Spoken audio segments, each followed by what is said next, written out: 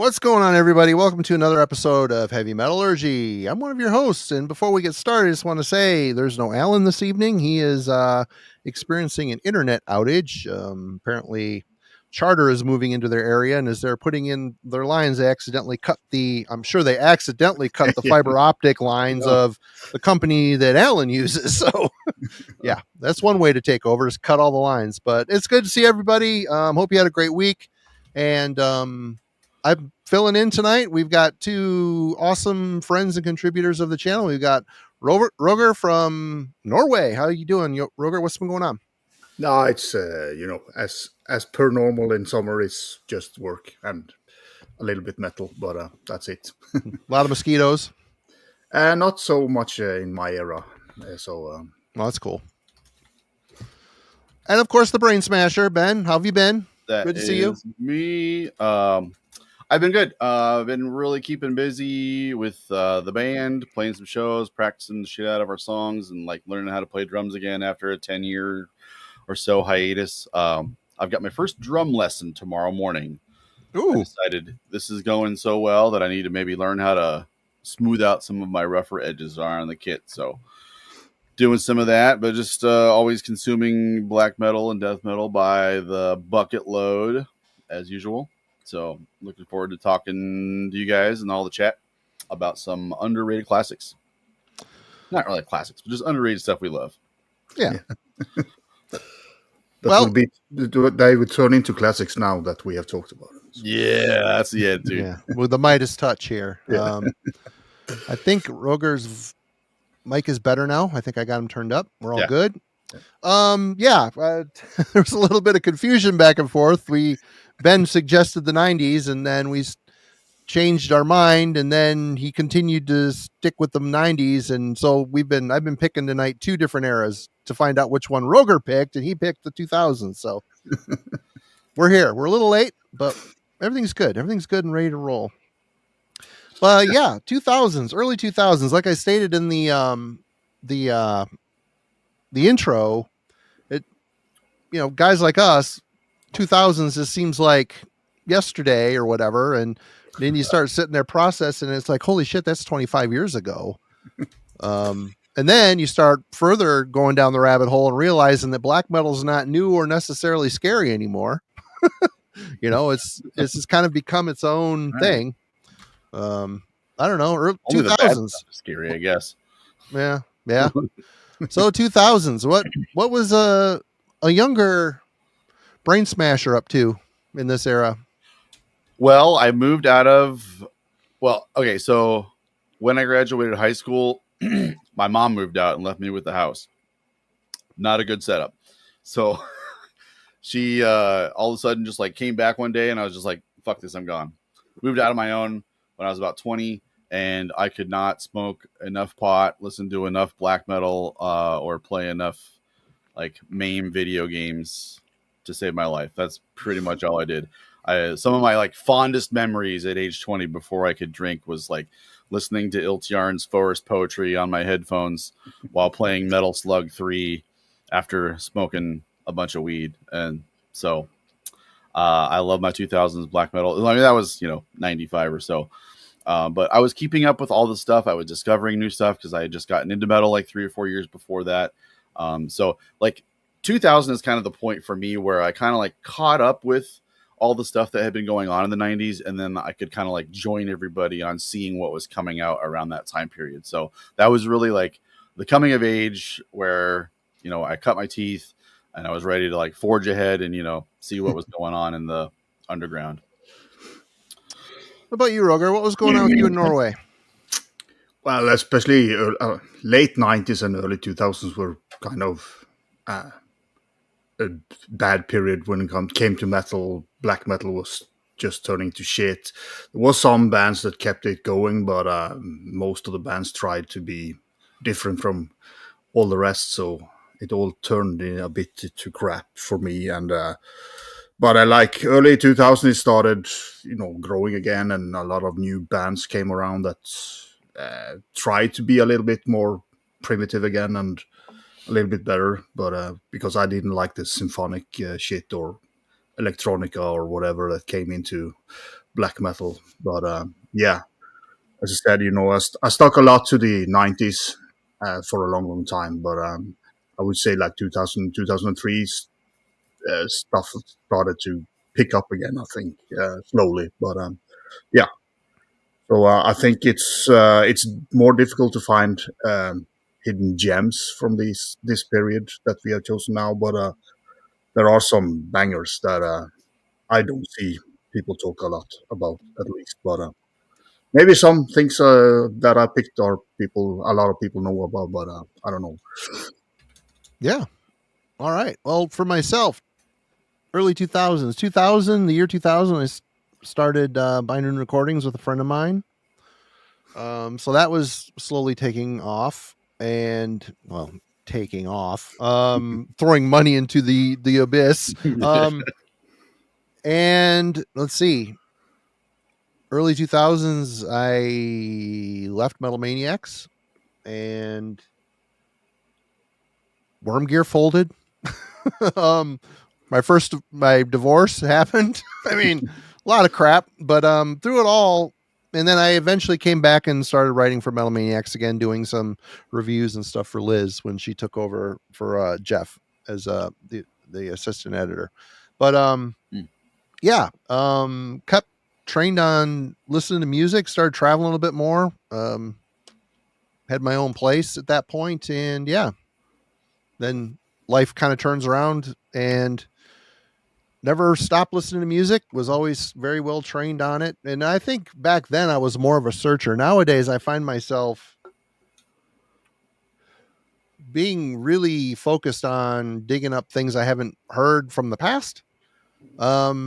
Especially the thrash stuff. I mean, I watched that Black Sabbath thing last weekend and bought a bunch of Black Sabbath vinyl that I have all of them on CD, but I wanted them on vinyl. So I'm waiting for them to get here and I'm going to dive into that. And, but yeah, I'm still listening to black metal and stuff like that. But yeah, a lot of the raw stuff or the older classics for sure.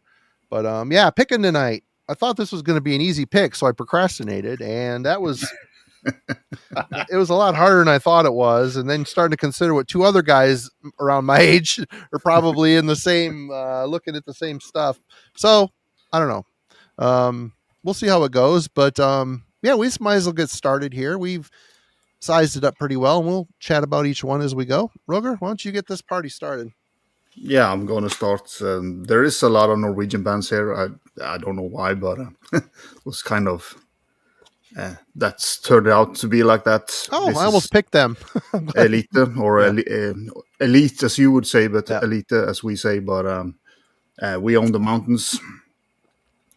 I think this is a pretty damn good black metal band, and this album is my favorite by them. I could have chosen the Kampen album as well, but it is kind of the traditional Norwegian black metal returning back to the old ways of black metal done by a 2000 band. So yeah, if you haven't heard this, you should go and check it out. They do have a little bit of that kind of slightly folky elements into their music, but not a lot. But it sounds like a early mid 90s Norwegian black metal should sound like. And one of the new bands that kind of came around with returning the scene to form. Easy to find. I'm gonna look it up right now. Yes, it shouldn't be hard to get. I think at least in Europe, but I don't know over there. But the album before that one's got some crazy maniacal vocal stuff on there, like screaming, blood curdling scream. Really, really cool stuff. Yeah. Yeah. Oh, I have a split with Seeds of Hate. I like Seeds of Hate quite a bit. I'll check that out. Cool. Yeah, good start. And Ben, what's your first shot? Yeah, I cannot get enough of Norwegian black metal. It never gets old. If it's from the 90s, Yeah. Well, so maybe a year, maybe 10 months ago or so, I was pretty burned out on black metal of all types, of all times, of all eras. I was really entrenched in the kind of like thrashy death metal kind of stuff. But I just kind of randomly threw something on and I was like, this is so perfect. I need to find more stuff like this to get me back into black metal. I miss it. And so I went digging around. Like, I looked up this label, and I wanted to look up other stuff that this label had put out. And I found this release, and I listened to it on my phone for like 45 seconds at work. I was just like, this sounds pretty good. Yep, I like it. I like it. Good. Downloaded it, listened to it on the way home, and it just blew me away. And it wound up being something I would so obsessively listen to that I wound up just saying, like, I want to play in a band like this. I want to write stuff like this. Even if all we do is copy this band, I will be so happy, because it was just such a great experience. And I haven't been able to stop obsessing over it. I've talked about it on my channel a lot and like on my podcast and stuff. Here it is. France's Atrox with Infest and Desecrate.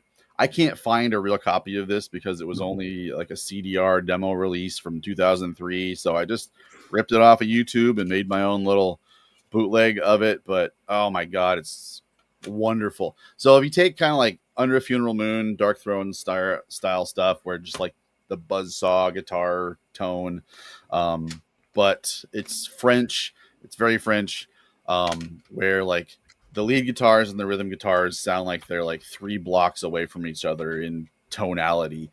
And I just really, really love having them sound so separated, but so far apart. And the melodies that they can weave by, using that atmosphere and that distance between all of the elements is fucking incredible. The vocals are just screeching and shrill like I've never heard before. I can't believe that there aren't more people out there talking about this band.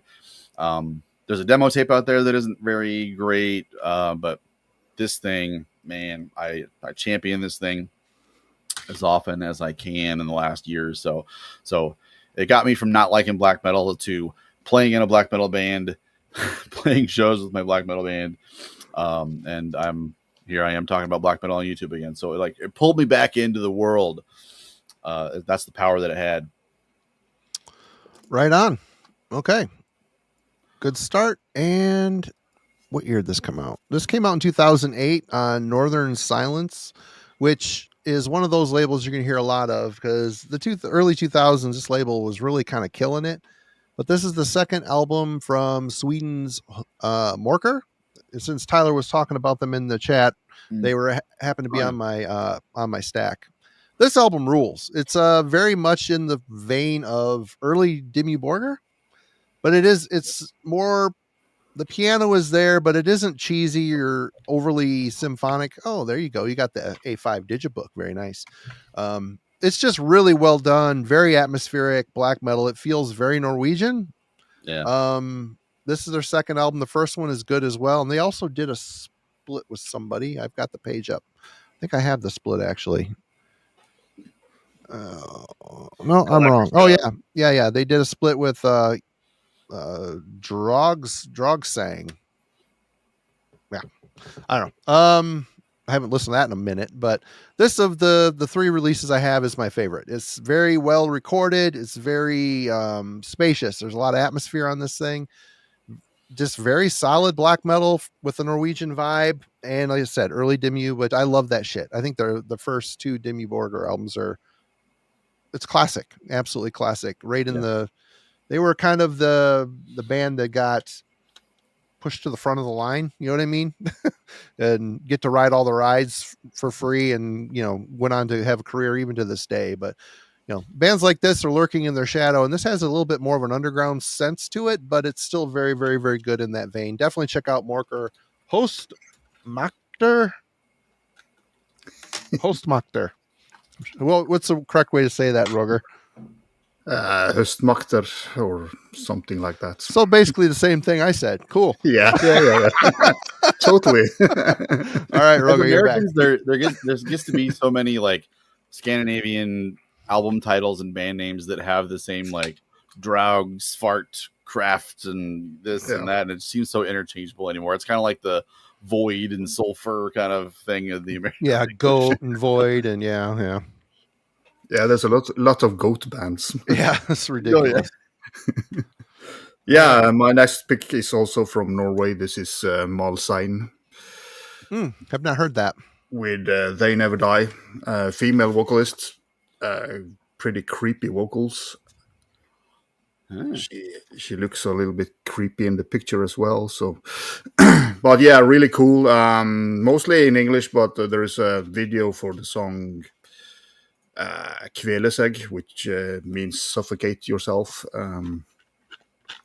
which is pretty cool. And as I said, has a great voice, and it is kind of a more simplistic, riffy black metal. It's not any like leads or anything, but it's pretty cool release. They just released 2 albums, and then most of the people didn't do anything else after that. So, and she has, as far as I know, never used her vocals on something ever again. So, within metal at least, but awesome like hidden gem, I would say. So you can read the logo there. So yeah, I haven't heard of them. All right, Ben. Well, okay, so I talked a little bit about this release that made me want to hear more stuff like it, and that was how I found Atrox. More French BM, Bale, bleeding for him. Am I backwards? I didn't realize I'm backwards. Am I? You're not. Huh. Okay. It's just on your screen. Okay. So things are down there where you live. So backward ass back asswards. Yeah. So French band. This is just an EP, and ordinarily when stuff is super blown out, like especially in black metal, it's like I don't need it. But something about the entire production, it's not like, I guess, each individual instrument was recorded in a blown out sort of way. It's like it was mastered some tricky sort of way. But it has like a real satisfying crunch to it that isn't too shrill. It isn't too pained or taxing on the ears to listen to.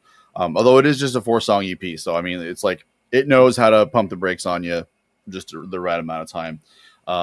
But so they were a French black metal band. It kind of ties with Antaeus and Malicious Secrets, and those guys came out on I don't know, some French label or something. But I come back to this pretty regularly, and friends of mine who know this thing, they're like, yeah, we are friends because we know how good this is. It's just nasty, grim, raw black metal. Great riffs, but just the feature of it is the overall tone of it is just like, oh my God, I can't believe how blown out, but also satisfyingly crunchy of an overall sound it has. Bookmark this for your bin seekings. They've got some other stuff that doesn't sound quite as good.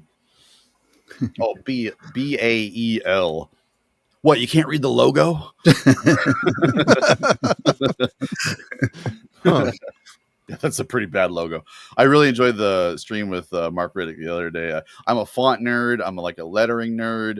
Mark Riddick is such a wealth of historical experience and fandom.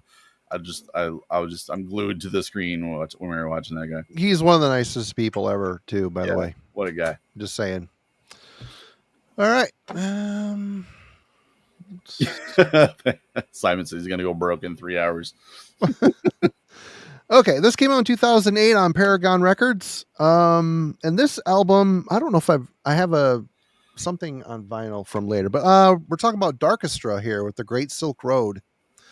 This Good one. band is from Kyrgyzstan early on, and I think they have relocated to Germany now. But this album is so freaking catchy. You've got I can't remember her name. It's an evil name. On vocals, her vocals are just absolutely scathing. But traditional type of black metal hissing screams. They incorporate a bit more cultural instrumentation to this stuff, but they don't go overboard with it. The riffs are very, I don't want to say Middle Eastern because that's not right. I don't know, but it's different modes and scales and shit. It's really kind of, if you think of like early Melikesh or middle era Melikesh, it's got kind of that vibe to it. Yeah. But this album is really well produced, and it always really struck me as being exceptional. I listened when I got this. I listened to the crap out of it. I haven't touched it, and that's the problem with this. A lot of this stuff I remember loving and haven't touched it. So I'm like, I remember loving this. I'm like, I couldn't describe it. So I'm like, I'm quickly going through and listening to little clips before we go live, and it's been a absolute cluster getting ready for this thing, by the way, and it's all because of me and Ben, miscommunications. But yeah, anyway, this Darkstra really is great. They've put out a new record as far as recent as last year, so they're still active. And yeah, I've got 2 of their albums. Both of them are good, but this one is my favorite of the 2. So go check out Darkstra, The Great Silk Road. Good stuff. I think you touched on something that I try and answer myself a lot. We listen to a lot of let's just be honest, black metal's origins are Scandinavian. And so the music has, I think, a stylistic, it mostly sounds Scandinavian, but if it doesn't, especially for us Americans, I think we tend to think that it sounds like Middle Eastern in some way. Yeah. But there's just isn't a way to group that stuff together comfortably without sounding like stupid Americans, I guess. Yeah. I've never really figured out how to say what that sounds like. There's German stuff kind of sounds German, but other stuff, it's from over there. Yeah. Well, Norwegian's got its own cultural identity stamped on its black metal, just the folk element that's kind of woven in, and the way they play all 6 strings and that whole thing, it sets them apart. I mean, the Swedes are connected at the tip and they sound less folky and more aggressive. Yeah. And the Finns themselves are more rock. There's more rock infusion in the Finnish black metal stuff, but it's just weird how 3 northern countries all joined at one access point. They each have their own sound. It's kind of amazing. But all right, Roger. Yeah, I did see Alaskan Berg Wanderer talking about Black Dawn. I was supposed to pick it up, but I'll show it. But I do have it on a promo. So the Finnish Black Dawn. Yeah. They call it the true Black Dawn now, but that Blood for Satan is just a fantastic album. So, I got the CD. I haven't spun it. I've heard that called out a couple of times here in the last 6 months. Listen to it. That is so aggressive and angry as fuck, but a killer release. But going to Chile, or now Sweden, but then Chile, it's Hetro Arts, which is a weird name, but I don't know how to pronounce it, but it doesn't suit. Killer, very much influenced by the early stuff is very much influenced by the Norwegian scene. I think a little bit, maybe early Emperor and stuff like that. But they have turned into a killer band now. I mean, they're one of my favorites in the 2010s and up. This album is not fantastic, but it's a really good start for them, or in the beginning for them, and I really like it. Female guitarist, and the drummer used to be the vocalist as well, but he just plays drums now. I don't know why. He probably just love the drums more than singing. But if you haven't heard this band, you should go and check them out. Especially the kind of newer era is fantastic. I'm glad we have someone from across the pond to water down our picks and give us some variety. Yeah. All right, Ben. That's right. Well, fuck yeah, Blood for Satan. Yeah. So what we first, I don't know. I picked this and I was like, oh, this isn't from the 90s. I can't pick it. So now I can. Dude, I don't know how I found out about this. It may have been the internet around when it came out. I think 2001 is what we're looking at here. Maybe the last good Necropolis Records releases. But members of Enochian Crescent definitely comes from that school of people. I want to say recorded in Tico Tico, probably. But yeah, rules. It's just grim, nasty, satanic black metal. The cover is kind of cheesy, but honestly, when you hear it, you're like, yeah, that's kind of what the cover ought to be like. Yeah, because like you've got to really bring it if you're gonna fucking put on corpse paint and do some shit like that. So, excellent riffs. It's one of those albums that's like proves that it's possible to have just a brutally nasty black metal, but also have like a really full spectrum of sound. Everything is there. Everything is audible and pleasing to listen to. It's a record you want to listen to like 3 or 4 times in a row and then just go, fuck yeah, I wish I didn't have to go make dinner or something. Just great riffs, great drumming. And I've always kind of like thought of this as a pair or I don't know, a brother of Rotten Sound's Murder Work. The cover is similar. I think the studios are probably both Tico, blasting raw, crunchy guitars, grim as fuck. Yeah, the chat is blowing up about this one. Definitely had to be pulled. If it had maybe come out in like 98 or 96 or something, I feel like it would have been like twice as well known. Absolutely. It was a little bit too late. And weird how like Necropolis was an American label that had a lot of success selling entirely European bands. And like, isn't that weird? Yeah. Yeah. And ripping them off, apparently. I'm up next. Okay. I've shown this band on here before, and I have not spun them in a while, although I've been trying to keep up with whatever new releases they put out.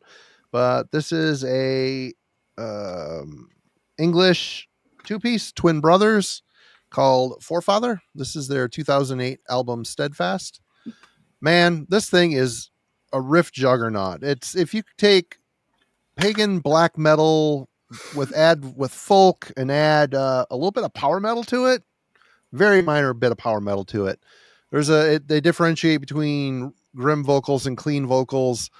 The riffs are just very memorable. They have a good flow, bounce to them. If that sounds, I mean, not like, yo, jump up type stuff. I'm talking, it just has a flow and a very good atmospheric direction. You know, drum machine, again, you're not getting real drums on this stuff. So it's a bit of a mad scientist vibe, but the riffs are so good. And the songwriting and the singing, all of it is just, here we go. John all their shits. The early stuff was a little rougher around the edges as they went. They really evolved into this highly melodic. That's where I think the power metal kind of comes in. It's just very triumphant sounding. Again, every song ends up being a bit of an earworm, but this Steadfast album is a standout. Excellent riff work and songwriting here. And they don't really sound like anybody. I always thought they should have been bigger, but you know, they're one of those bands, they're never going to tour or play out anywhere. But yep, Seven Kingdoms is their own label. Like I said, they kind of kept it pretty close to home on some of this stuff. So I can see why it may be just those who knew, and that was just kind of it. But they have a pretty extensive collection. Check out Forefather.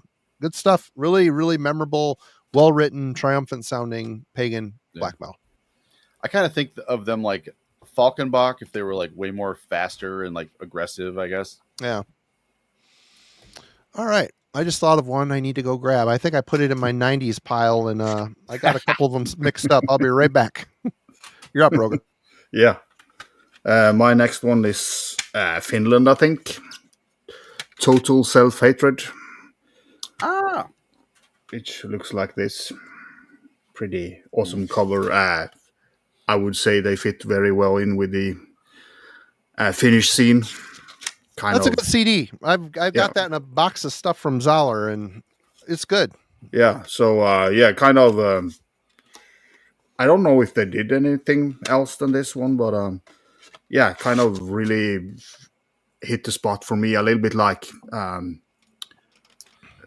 depressive, but not in depressive black metal way, if you understand. It's just like probably the Finnish melancholy throwing in there, and I think this is a really good album, and a kind of a overlooked one. Strength Through Pain is the title. The turn of the century really, I think we saw a lot of bands kind of die off and like ruin their own catalog or careers. And it was time for a lot of new bands to start up and either kind of trying out new ideas or kind of rehash the old ones. But it was kind of like, for the first time, the playing field was leveled in a way. And so there were a lot of good stuff that got kind of buried underneath the big names. And so there's a lot of stuff, I think, that was pretty good that just kind of lay there underneath the shadows. So and this was kind of us tonight. Yeah.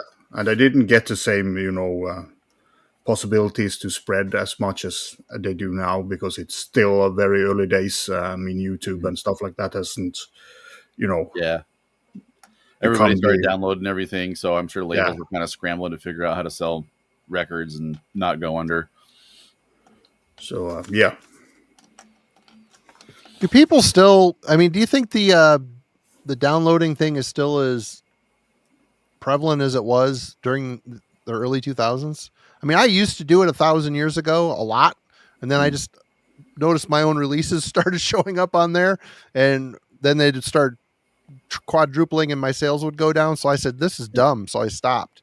And I haven't been on a one of those sites in decades and decades. I'm sure they're still there. SoulSeek. They're still there. I know that I have a mate of mine who used those to check out, but they are not working as well as they did back in the day. So it's kind of, you get kicked out or whatever. I don't know. But it's so much easier now. You can find a lot of it, everywhere anyway, on YouTube and stuff like that. So I think people use that because they can just type in the thing and there it is, most likely. It's certainly not as prevalent as it was back then, because I mean, you can cover 95% of the ground with YouTube, Spotify, Bandcamp. I do use SoulSeek on my phone and my computer, and like once Napster went under, I think there were a couple other things that I tried, I want to say, but it was pretty much like, I think a person who left Napster right when Metallica fired the first shot or whatever, started up SoulSeek, and it's just been like the same thing ever since. And it works great on my phone and computer. So if it's something I find myself like, I'm going to be listening to this a lot next week or something, and I don't want to just like stream it every time, or like, having your screen on for the YouTube thing or whatever, I'll just download it. And but like if I listen to it for a long time and I don't own it, I'll be like, all right, I'm gonna stop listening to this and figure out if I want to buy a copy of it. So I'm not, it's kind of like balancing things out there. A lot of stuff's just hard to find anymore, though. Well, I find my mentality has changed a lot since the early 2000s. Then I felt like I needed to hear everything. I had to hear it. Input. Now I don't care, because there's just so much that nothing really sucks anymore. It's just all a level of good, but there's nothing that's necessarily fantastic. And that's, you get the good is like the new bad. Good is the new bad, if that makes any sense. It's crazy. It's crazy. Because I mean, I remember getting demos back in the 90s. You put it on, like, this band sucks. I mean, like, technically they're playing, it's like 5-year-olds first, band or whatever, but that doesn't happen anymore. I think human evolution, people that decide to get into music, they have a certain grasp of how to play an instrument and string some chords together. It's just weird to hear, how things have progressed since the early 2000s. And again, I'm rambling on about something off topic here, but interesting nonetheless. Good is the new bad. Yeah, there's nothing like, everything's kind of mediocre now. Even when something I'm just like, wow, this is incredible, I'll buy it on LP, throw it in my shelves, and I still forget about it because I wind up listening to stuff from the 90s, stuff from the early 2000s, just obscure shit. It's just such a bad habit of consumption. Anyways, am I next? Sure. All right. So speaking of a release that's impossible to find, maybe Roger, you might have this, but I made a bootleg of it because I cannot find a copy of this, even for sale. If it was for sale for like $60 to $100, I might consider it.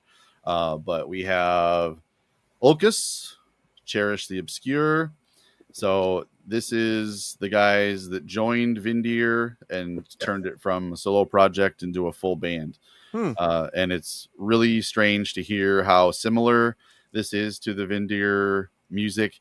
It almost makes me think that maybe they were like listening to Vindir and kind of copying it in a way to like, hey, mind if we join you? I thought that was the Vreed band, or did that band end up Yeah, going yeah, into but they Vreed? they changed to Vride after. Oh. Yeah.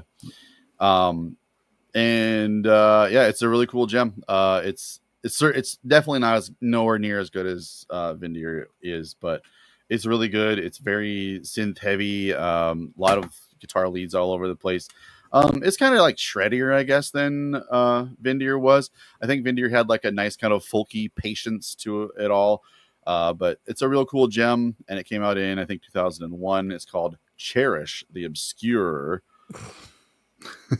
And like I think there's just kind of like a specific scene that Vindir came from where all the bands kind of sounded alike. There's another band that sounds just like Vindir. I can't really think of. You have Mistur, and you have there's another one from the same area. They have Sogndal region, as we say it. Yeah.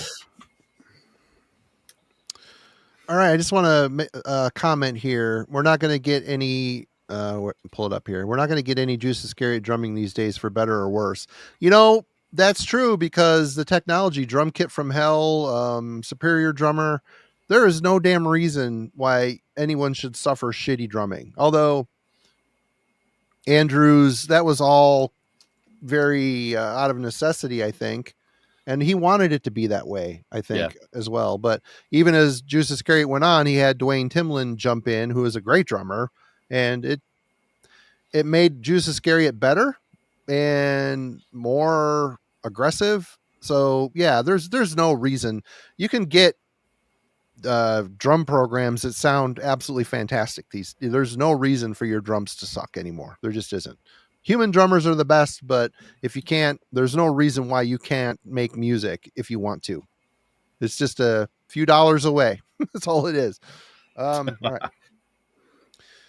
All right. I think Peter mentioned these guys, and this album came out in 99, so I'm sort of cheating, but they put out a bunch of stuff in the 2000s, so I'm kind of breaking a little bit of code here, but their demo, Semigul's War Chant, and this Kalya Pi Solace by Skyforger. Holy crap. I love the demo in this full-length album. The vocals are just absolutely scathing, and they're from Latvia. They have, again, a very unique take on black metal, but their black metal is just the right kind of dissonance and melody mixed together, pushed forward by this razor sharp aggression. It's just, you could feel the plight in the music. You know, the music feels like this twisted battle scene here on the front. And as this band progressed, they started the album after this, Latvian Rifleman, changed the vocal style to more of a yelling, shouting style, and it killed it for me. I wanted that searing nastiness. Good though. I like that album, but it lost the charm of the early stuff for me. But it's this. I could not stop listening to this. In fact, I haven't listened to it in so long. I kind of want to put it on again. This is so good. This and the demo. I'm telling you, if you've never heard of Skyforger, check their first demo and this out. Absolutely fantastic, scathing Latvian black metal. Excellent. Kind of like early frog vocals, if you will. Hey, Mark, what's going on, man? Hope you're doing well. Yeah, the flutes or the tin whistles or whatever it is, it's a weird, different sort of instruments in there, but it works really well. Great album. Yeah, they lost me after Latvian Rifleman, but I do like first three. Yeah, they got signed to Metal Blade for a hot minute, which is like, how did that happen? You know? Yeah. So, I mean, I don't know how obscure this band is. They were signed to Metal Blade, but their early shit, no one was talking about them. This is a reissue on, Paragon. Paragon reissued it. I don't know who put it out overseas, but all right. Yeah, I know, Frederick. All right, I'll pick something, Colt. Okay, Roger, you're up. Going back to Norway and Slogmar. That's the third one that Roger has picked. That it's a kind of Trondheim area based band. That kind of sound too. Yeah, in a way, yeah, you can, but they are a little bit different because the way they play the riffs are a little bit weird, and the vocals are very creepy, and they they have like on stage they dress up like one has a pig mask, and one time I saw them, he's a bodybuilder, but he had like a female 70s swimsuit on or whatever.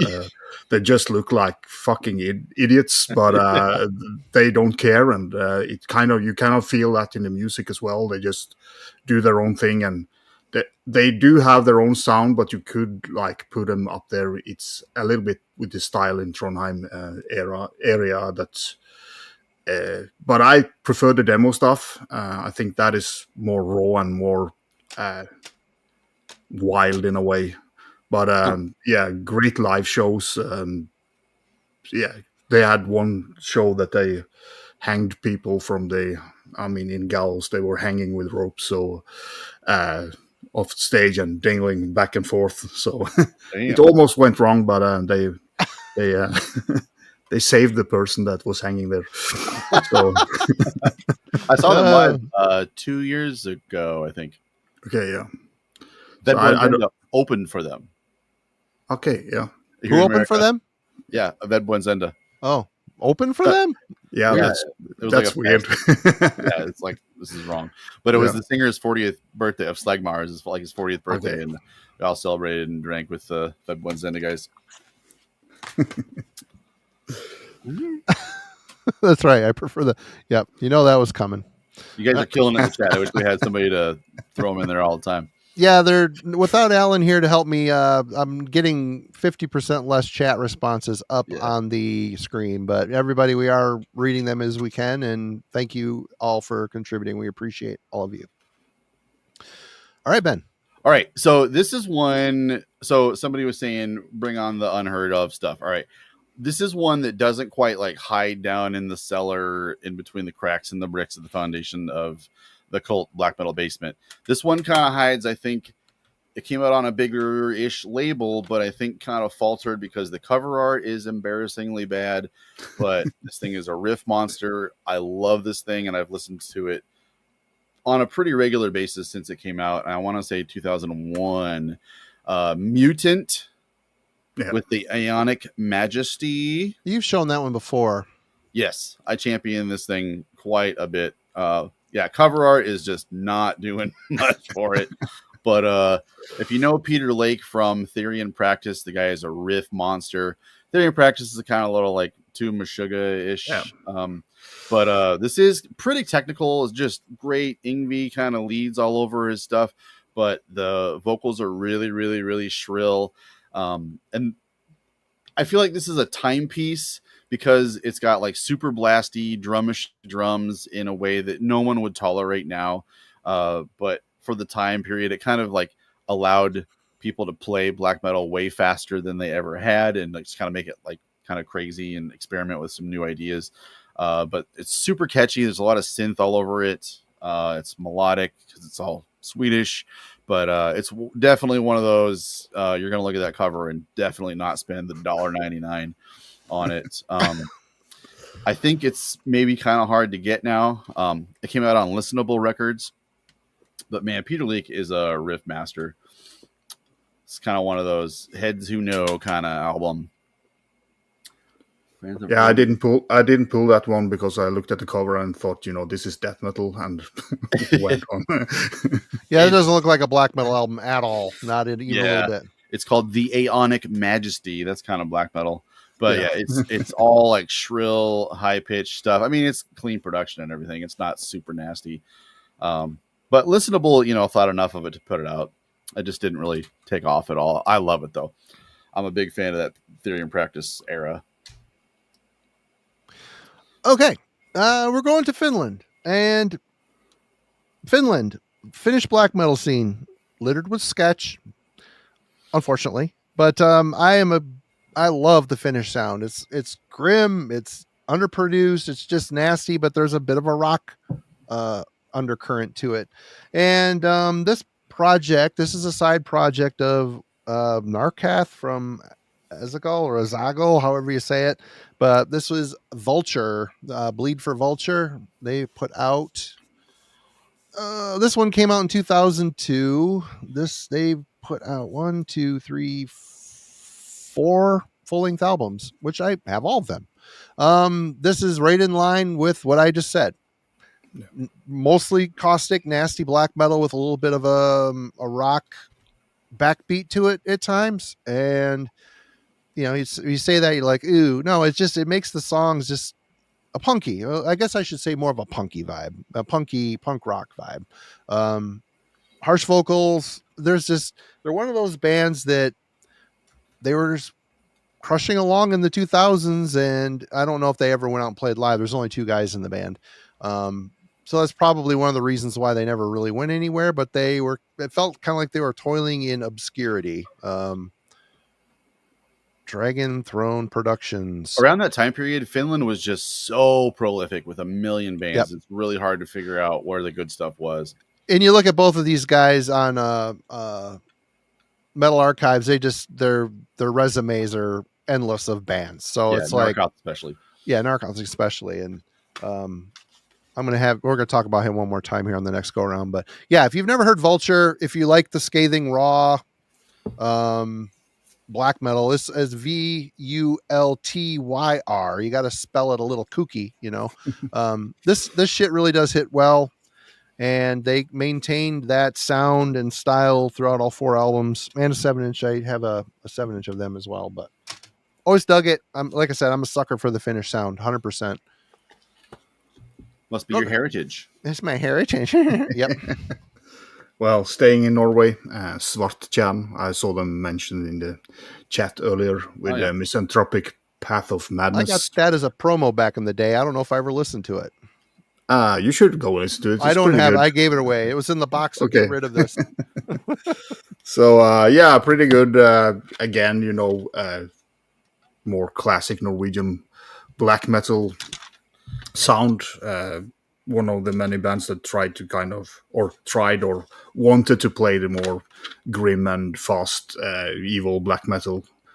Seen them live once as well. Pretty good band overall. Like their discography is pretty solid, and apart from maybe the second to last album was a little bit down, but yeah, cool, aggressive Norwegian black metal.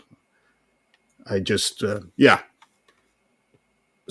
band I don't see a lot of people talk about. I think they're fairly known, but it's kind of not. I don't know if they're not good enough to be on the bigger stages when it comes to black metal, but they do play around a little bit. So it's pretty interesting how Norwegian black metal, when it hit the 2000s, it kind of went in directions. It went either like this techie kind of death metal, or it went electronic and weird, or it went more aggressive. They kind of lost the folky, pagan, atmospheric. Oh yeah. I just characteristic. I just think they tried to kind of evolve in a way, but a lot of the bands got a bit too symphonic or too boring, and they wanted to go back to the rawness of stuff, but it wasn't the same as back in the days. But so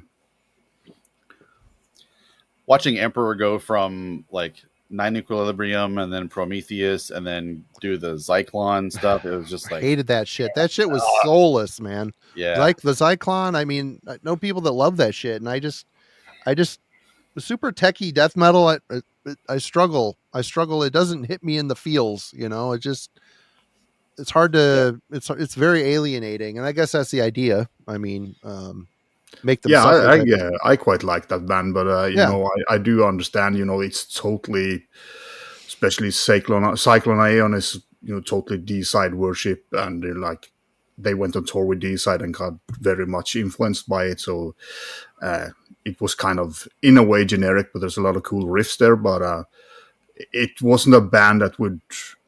I think 3 albums was more than enough for them, and they didn't have any more to offer, really. Right. Okay. Ben. Once again, me and Tyler agreeing on most everything. Yeah, Tyler is a infinite vessel of knowledge when it comes to the black metal stuff. Me and him go back to 2005, 4, 5, something like that or so. Okay. Maybe Marty also picked this one, but let's get into some vinyl. Fog. Nope. Through the Eyes of Night Winged They Come. Indiana band. This one really kind of feels like some guys who heard Anthems to the Welcome at Dusk and spent like 3 or 4 years maybe writing and producing this record. So it could easily, if they had maybe gotten their start back in like 92, 94 or something like that, this could easily have come out in 96 and lived among all the other symphonic stuff like Obtain Enslavement and stuff like that. But since it kind of happened over the tick of the year 2000, a lot of people forget about it. And it was also kind of put out on some labels that didn't really get much success. Dark Horizon and well, the guy in Dark Horizon is in Fog. Lord right, Typhus. Yeah, Lord Typhus. Yeah. Typhus, yeah. And like this is by far the best thing he's done. Everything else is super mediocre. That Typhus, the first Typhus is okay. It's okay. When's the last to listen to it? Yeah. Never. since it came out. Were you at the Metal Fest where they played Fog? I saw them somewhere. I think it was Metal Fest. No, but I saw them play in Indiana with Demon Sea and Woods of Ypres was supposed to play, but they never did. It was amazing. They were really, really good live. They definitely had their chops. But killer album. It's kind of symphonic, but like if you're at all into that nerdy, Emperor worship kind of stuff, this is a must-have. Pretty easy to find on LP for like $15-$20 or so, CD 10 or so. Pretty crucial release. Just also the artwork. Come on, what the fuck am I even looking at? Pikachu eyeballs or some telescope or some shit. I don't fucking know. Well, they put pretty extreme with the stroke around that logo.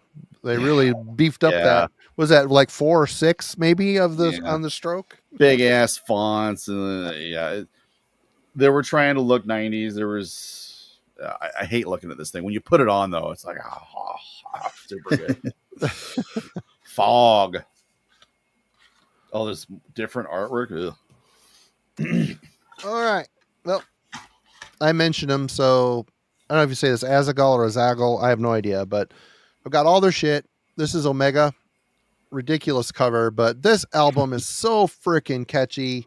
They're blasting Finnish black metal, and then they go into these weird tangents that I don't know. It's just it makes them unique. And I know that they have they sing about Tolkien stuff on occasion, and they got the name from that. And I don't know if they're really well regarded in the Finnish scene, but other than those that see them as a a classic. They've been around for so freaking long, but all the records are really good. This one is a standout. There's a probably about a 4 or 5 album run where it's like banger after banger. And their latest one that just came out is really freaking good too. So they just have a great style and they keep doing it. They play shows, but I don't really ever hear anybody talk about them. But I dig this band. Big fan. Finnish black metal rules. Right on. I pulled this one. This is a compilation of their split with Beheaded Lamb and I have that CD. Super kill. This is my favorite Azakal stuff. It's pretty early. So good. Yep. Look at them guys. There's Narcath in there.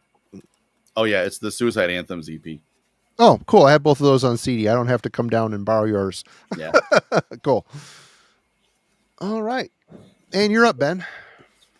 That wasn't my pick. Okay. Finnish band Reata. Damn it. Yeah. So big recommendation to me from our buddy Tanner. As kind of if you don't feel comfortable listening to Burzum because he's a piece of shit, this is a good alternative to like Philosophum. Yeah. So this is their demo that World Terror Committee put out. And I just nailed down a copy of this on LP. I have this on all 3 formats. It's just like Finnish Burzum stuff. It's real dirgy and folky and has this like nice wall of fuzzy guitars. No one will ever like compare it to Burzum's vocals at all, but no. It's really, really nice to hear something that is like has broken down, I think, the Burzum template chemically and like reconstructed it in a different way, and it's really, really good. It's just a little more folky in ways, but yeah, it's just raw black metal, more of the Philosophem, I guess, era similarities. I love this, but I haven't listened to it enough to really say like how I would differentiate it from Burzum, if it's even worth doing that. Marty, I would maybe let you make some more distinctions, but it's very Burzum-esque. Like I said, it's been a minute since I've spun it, but I remember listening to the crap out of it. The cover is infinitely creepy. It's just something sick and wrong about that cover. But yeah, it's very Burzum-esque, but it's called Halki Quolin. Yeah, it's Finnish. Yeah. Good luck. I defer to you, Marty. You don't refer to me. I speak more fluent Norwegian than I speak anybody. No one can speak Finnish. Not even the Finns, I don't think. But no förstår. All right. Before Ben steals this one from me, 2002 Oaken Shield.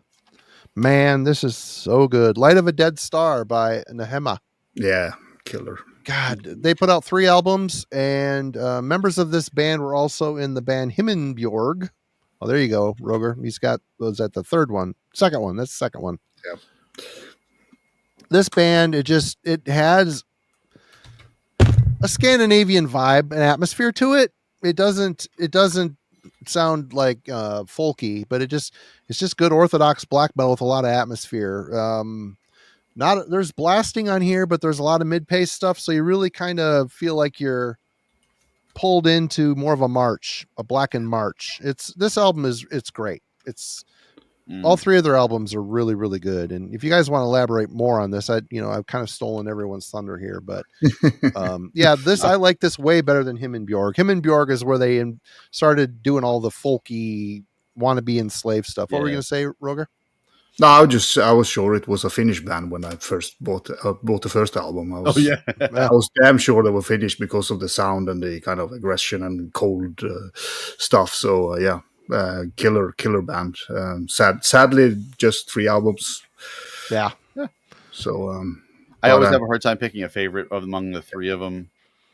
The debut is my favorite. They're all good, but that one, of course, the first one I heard and listened to the most, I guess. But one of the first videos I ever uploaded to YouTube is in October Nightshades. They made a video for it, and I don't know. I found it on Morpheus or something back in 2003 or 4 or something, and it's like my biggest video or something. It just happens to be on my channel.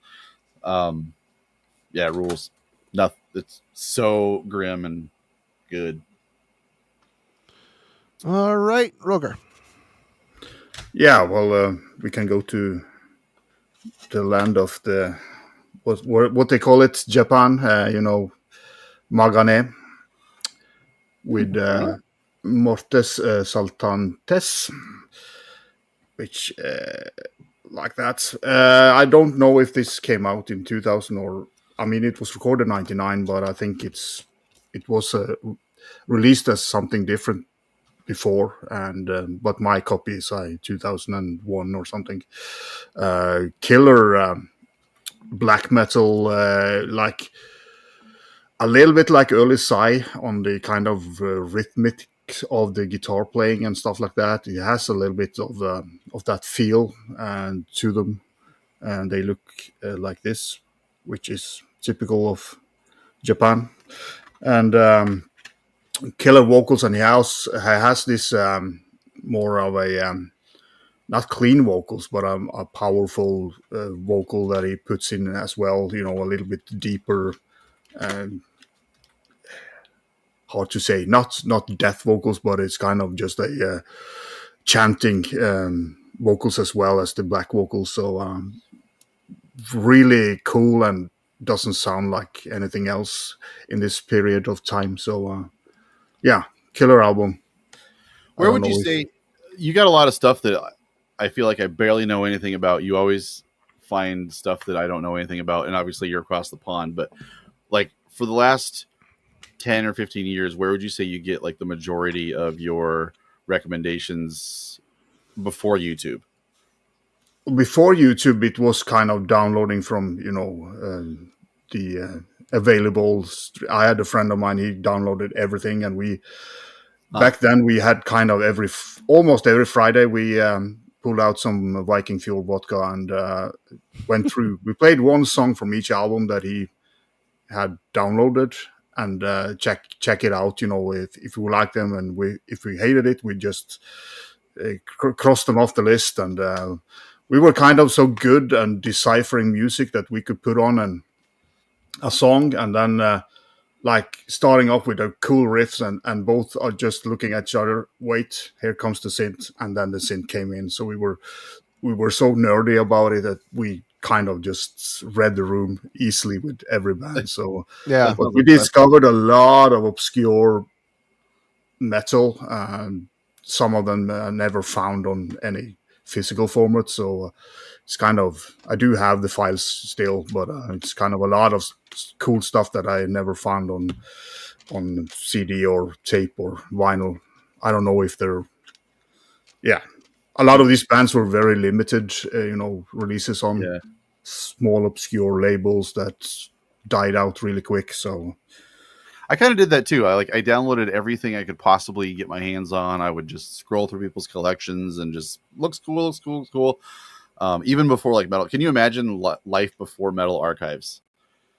No. Even before that, like we would just like give everything a little quick listen. And I feel like when you're sourcing your recommendations from like zines or websites or blogs, you're still a little bit prone to influence from someone who has curated those choices for you.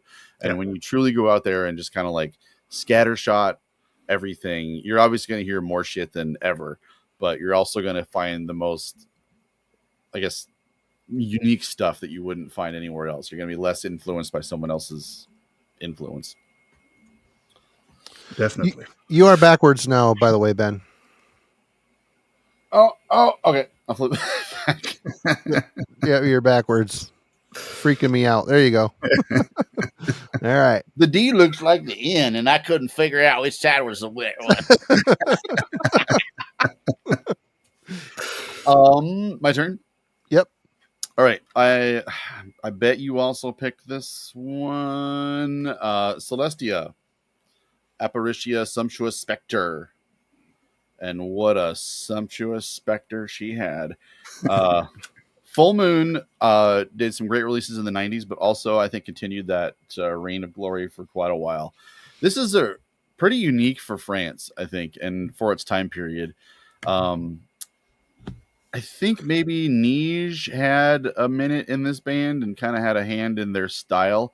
It's got like this vampiric romanticism style about it. For sometimes if there's like a grim black metal band that just, has good riffs or whatever, but if there's kind of like a stylistic theme to it that I can actually believe in the music, it really does a lot for me. And this kind of does that quite a bit. Has the best riffs. It's got a really nice, unique guitar tone that's grim and reverbed all out to fuck. They got a lot of great releases, but this is my favorite. And it's got some kind of like mid-paced, slower sorts of styles to it. Any other fans of this band? I've got a handful of their things. It's Noctu from Drakkar.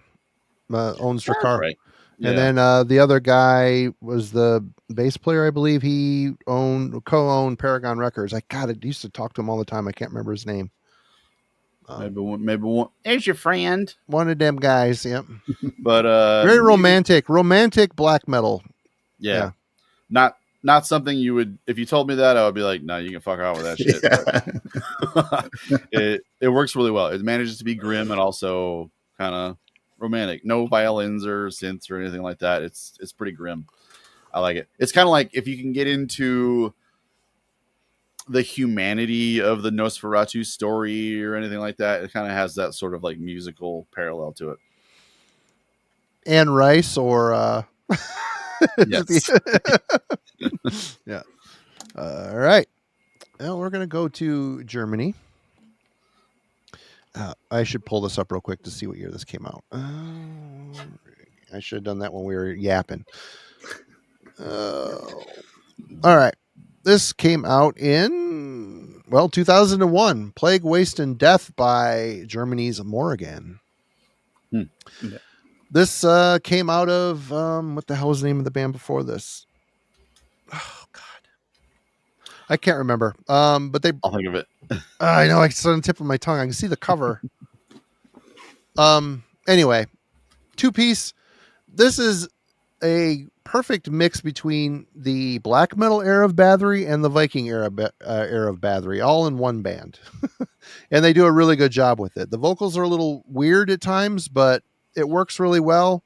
Well produced. This is another one of those bands that I've followed all through the ages here, and they put out only one band that they put out one album that I didn't like. Their second to the last one wasn't all that great, but yeah, complete utter Morgan. What the hell?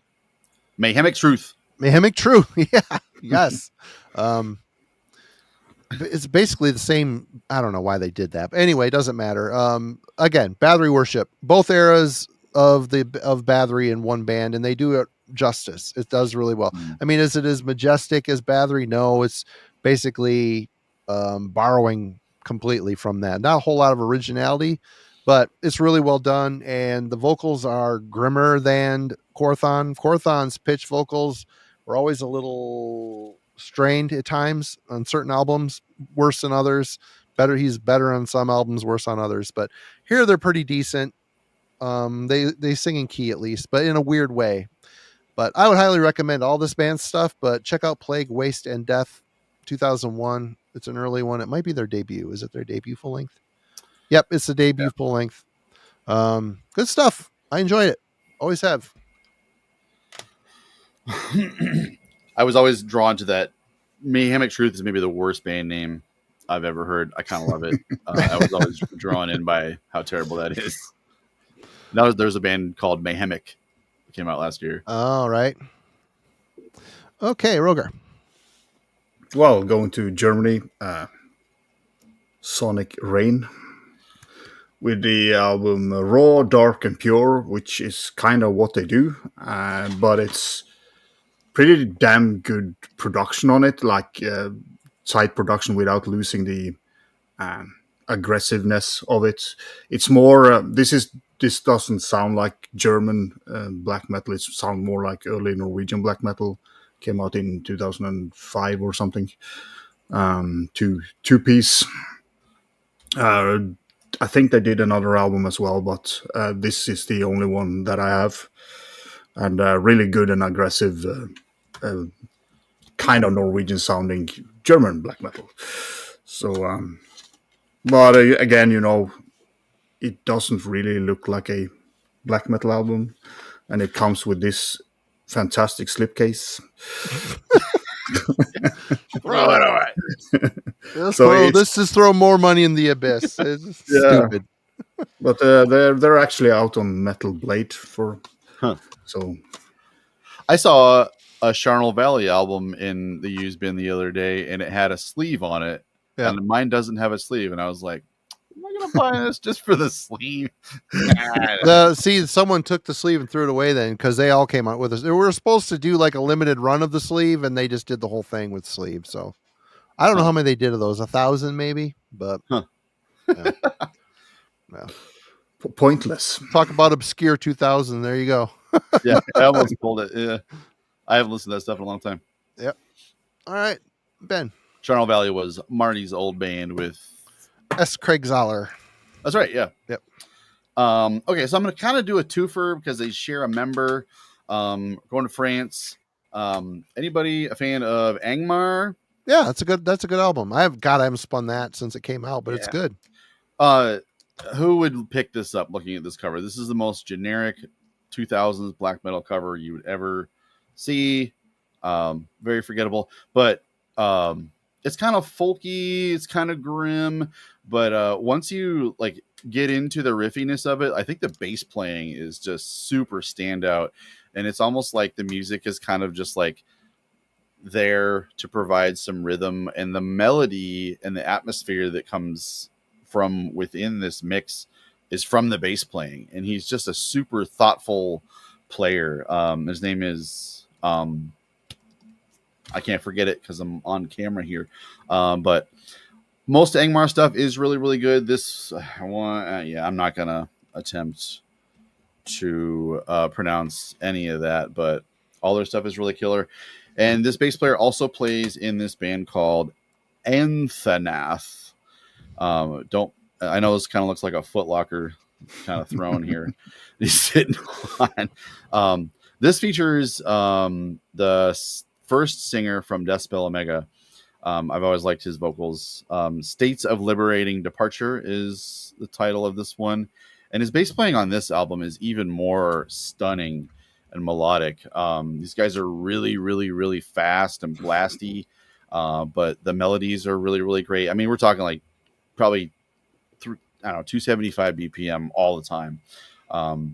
But super cool, very unique. I've never really heard anything else like this. I think France is kind of like the breeding ground for something that could be this both unique and typical at the same time. So it's not too scary of a departure. Welkin, that's his name, the bass player. So a bunch of grim guys. They're great players, very shreddy and technical. For a grim black metal, it's kind of a weird sort of amalgam. Very unique, but if you're interested in super complex melodic bass playing that makes a lot of sense and it's super audible too. Engaging listen, both of these bands, Angmar and Anthanath.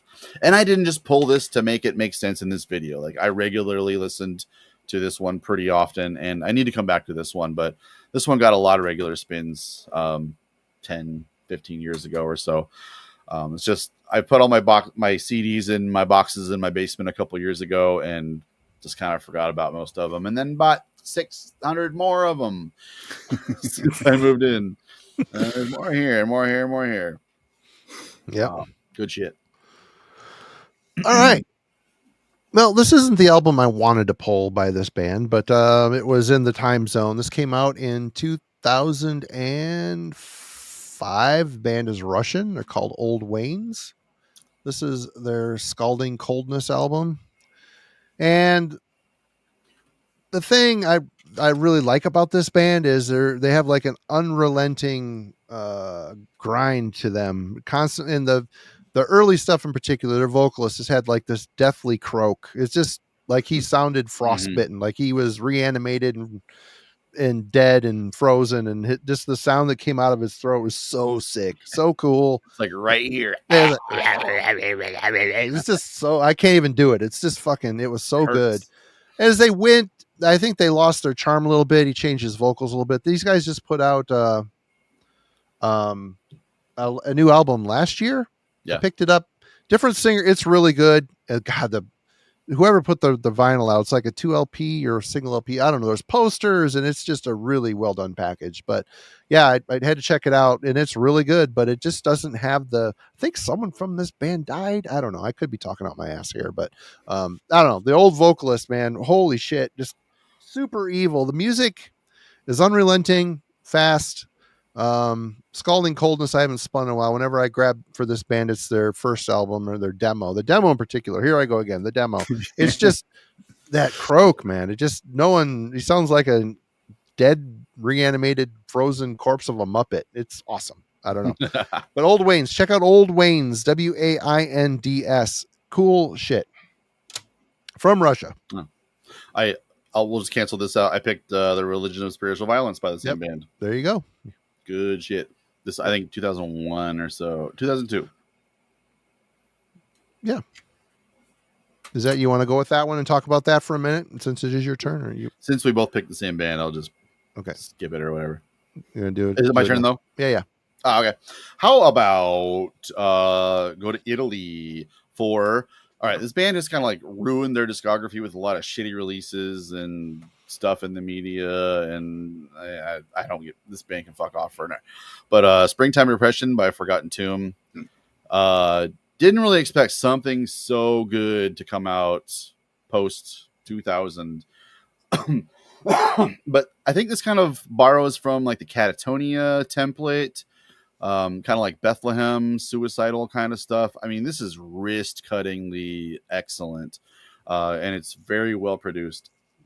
This one came out on Advocare, a label of tremendous repute. He even signed this and put the year on it, 2003. Dear Ben, keep smiling. See you next year. Keep on rocking.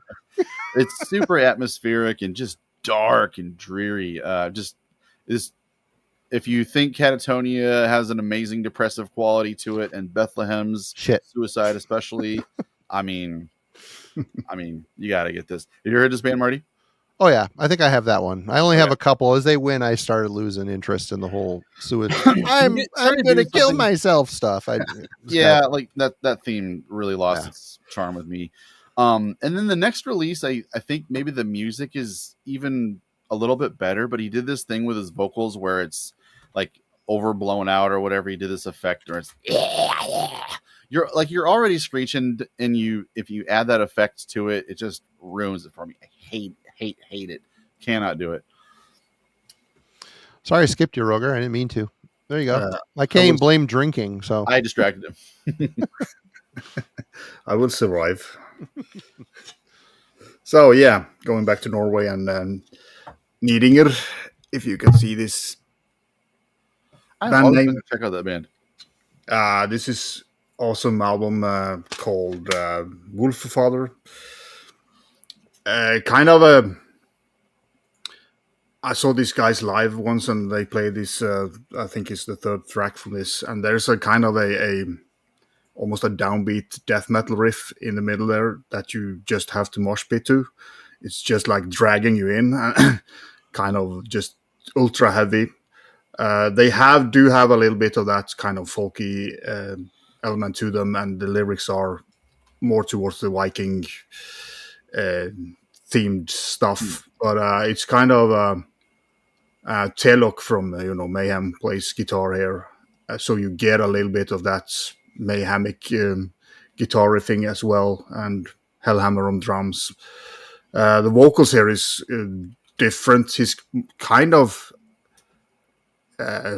more of a hardcore tinge to him, a little bit kind of shouty, more roaring, and then kind of deeper voice, but really cool. Fits the music very well. Brings a kind of another level to the music than a normal squeaky black metal vocals would have done.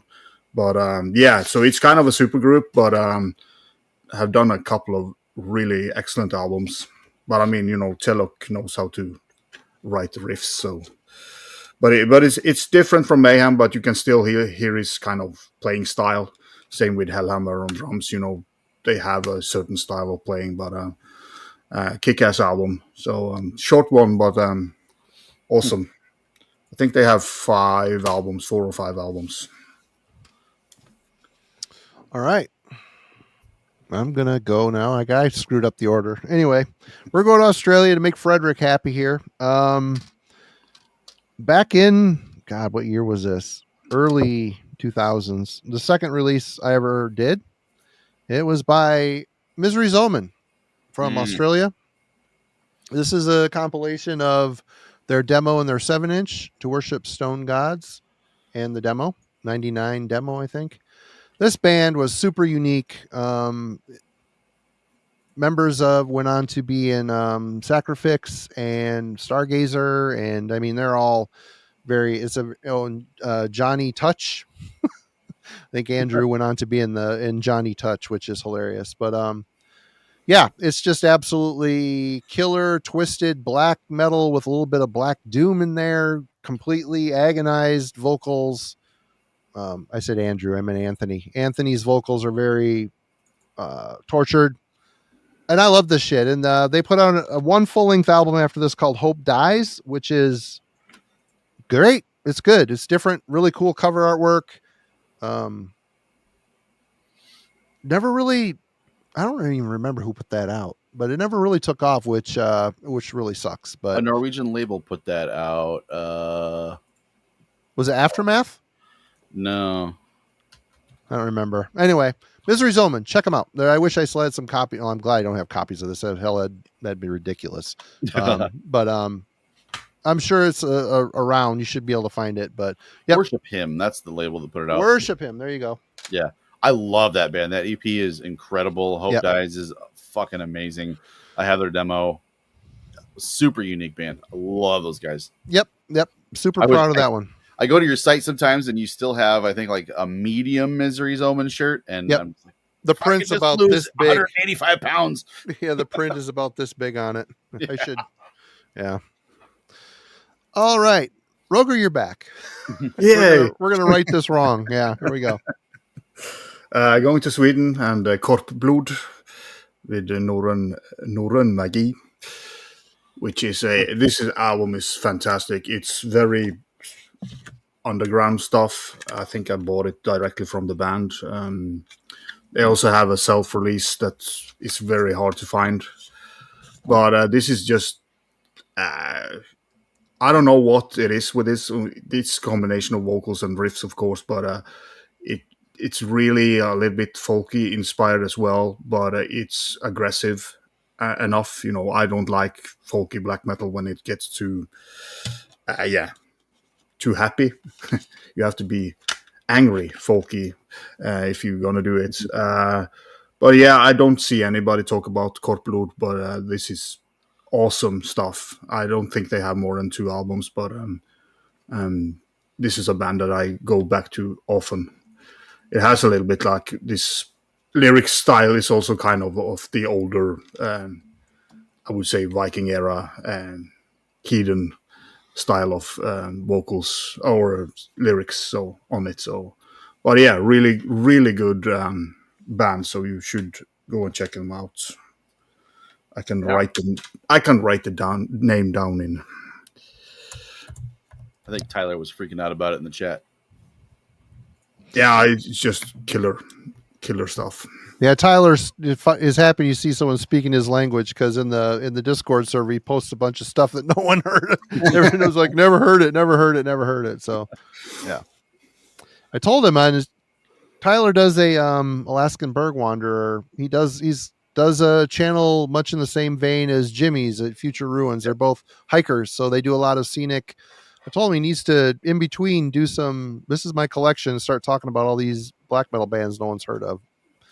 But he seems reluctant, so everybody start poking Tyler to get his ass on there. All right. A long time coming. Yep. How about French Canadians? Oh. Frozen Shadows with Hantises. They got their start in the mid 90s, and they have some great material from that period. This came out in 2003. Kind of a dumb cover, I know. But it just got reissued on Osmos. So it was originally out on Sepulchral, which was the label of the singer or guitar player, main songwriter, whichever it is. Really, really fast, blistering black metal. And ordinarily when you speed it up as much as a record like this, you kind of lose the riffs. It's just kind of hard to play stuff that intricately, but they managed to do it. It's pretty melodic and really, really, really grim. Kind of reminds me of that Anthanath, actually. But I've been a fan of these guys since the demo days back in the late 90s, and they never let me down. Kind of one of those bands that kind of did the smart thing. They put out like 2 great full lengths and decided it was time to just hang it up before, they made a misstep. And I always appreciate a band that can, like, we did it. We had our statement pieces. And this is the note they went out on in 2003. I believe the drummer from, no, I want to say, what's his name? Tony Loreno, I think, played live with his band for a minute. So that might tell you like how technical and fast this thing is. But not to be missed. Fortaleza and Chetta. Cheers, Mitch. Hope you're doing well. Me and Austin saw Chetta live, and I should have pulled that. Actually, I almost did, but they came out in 2013, so not eligible. There we are. All right. Well, this band, I don't know how obscure they are, because they put out 4 or 5 albums on label with some Nordvis, and 5 albums, but one of those bands that just no one really talks about, and it's Skogan Yeah. with their debut album Vitra.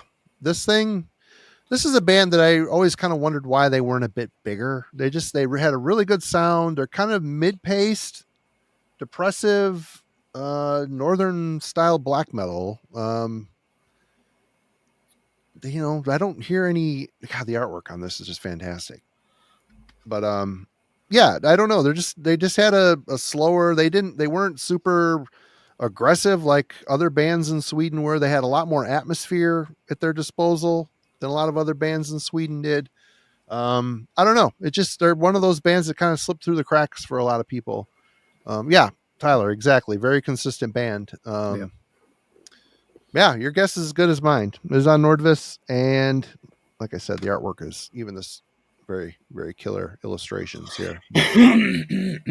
Check out Skogan. They got a bunch of stuff. Check out. It's all quality. Eld is another really good album from them. I think I have 3 or 4 other stuff. Yeah, Svitjod. Yeah. I still have copies. I have a ton of copies sitting over there of the vinyl. If anybody needs it, go to shop.bindingrecordings.com and get a copy. It's great. It's beautiful, beautiful presentation. Yeah. 2 LP set. Check it out. All right. Yep. Roger. Yeah, we can go to Sweden and Rev 16.8 or Revelation 16.8. Kind of a blasty Swedish, typical blasty Swedish black metal, I would say. It's a little bit uneven from release to release. I think they released another album that is better than this, but I think that came out on the wrong side of the time lapse that we had. Yeah, just like a bit furious vocals and fast, super fast, energetic. I don't see anybody talk about them, but I mean, I think they did 3 albums and then call it quit.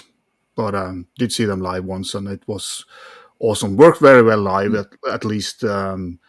Some of the production might be a little bit too clean, especially on this album. But the other album that I was planning on pulling is a little bit better. But yeah, it's not anything revelation. It's typical Swedish fast black metal in the vein of like Marduk and stuff like that. Huh. All right, Ben. Okay, Into the Coven is making a lot of requests, but asking for a raw BM. I got you. So this isn't going to look like anything on camera because it's one of those like black on black, all black. Oh, you can kind of see it. The band is called Incursus. And this was, I think, the first outing for this guy. Was then a solo project. He's gone on to wind up playing in a ton of bands. Like Eclise is, I think, the newest thing he's been doing. Done a lot of live work for a bunch of other bands. I think he moved to Europe a couple years ago. But I saw these guys live. So we went out to film The Gathering of Shadows in Colorado Springs, Colorado in 2006, which was a black metal festival that happened like up in the mountains of Colorado, half an hour away from the nearest paved road. And so we were invited to film the whole show. And when we got there, this guy came up to us and was like, I don't want you guys to film our set. This is a very special thing for the people who are here only. So just set your stuff down. Please don't film. Totally got it. Awesome.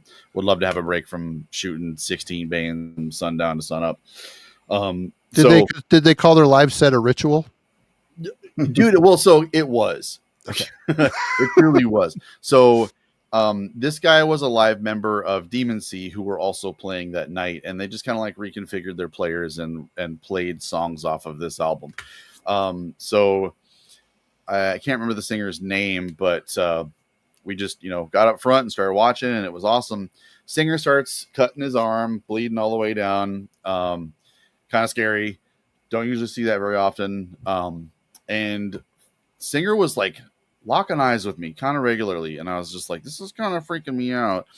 I looked down at the base of his mic stand, and it happened to catch my eye, and he had a pistol down there. And I'm like, is it about to go down tonight?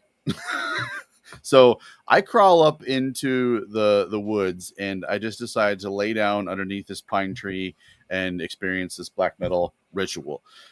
Just in case anything pops off, I'm going to be up there. It was scary. It was a ritual, but the music was so incredible.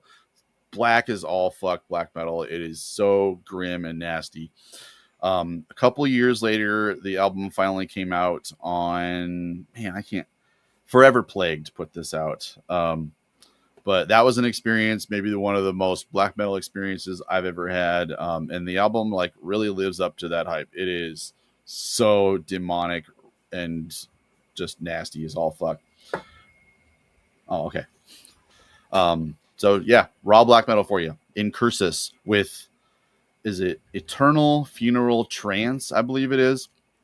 I'd say this is about a 9 out of 10 if you're in for a really scathing, brutal black metal experience. All right. Well, I remember liking this a lot when I heard it back in the day when it came out. In what year did this come out? 2008. This is a band called, where are they from? They're from Germany. They've split up. They're called Brocken Moon. This is Das Marchen vom Schnee. I'm sure that was, if Jürgen was here to call me a poser. And I'm like, this is another Northern Silence release. It was licensed from Black Metal Mafia Records. Don't know. Never heard of it. And I'm like, okay, I remember really liking this, so I threw it on the phone while I was picking other stuff. And a lot of acoustic stuff mixed with a lot of atmospheric breakdowns where there's not much metal. But when the metal kicks in, it's pretty solid, kind of... I don't want to say Burzum worship because it's not that good, as good as that. But there was a time during this era that I was really fascinated with, I want to say bedroom black metal, like one man projects. And I think this is actually a lineup. Yeah, there's 3 guys here, but it feels kind of like that, but with a better production. I need to respin it a bit, but it's very woodsy type of black metal with, like I said, a lot of acoustic, an atmosphere thrown in, mixed in with the black metal. Some of the vocal lines are a little strained, and at this point in the game seem a little silly, but at the time I was pretty much into this. I spun it quite a bit. So check out Brocken Moon. Yeah, it's their, I'm not going to say it again. It's their second album. Check it out. Night on Brocken Moon. There you go. Is Schnee Moon? I don't know. No. I'm making a Fates Warning joke.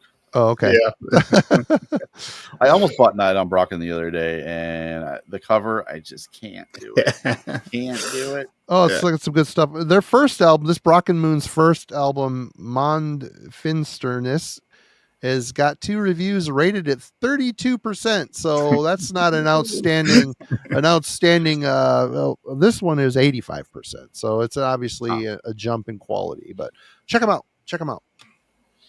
I always thought that was a Blazebirth Hall band, but I forget that they were not. Nope. So even though we are talking about albums, I picked a EP, or back when I was a kid, this was a single, but 2 songs with Uptorian Demon from Trondheim. I've heard that name a lot. Yeah, this EP, everybody should check it out. This is absolutely fantastic. The album that came out in 2011 was very disappointed about, because kind of the energy that he has on this recording is absolutely fantastic. Insane vocals, like furious and hateful and powerful.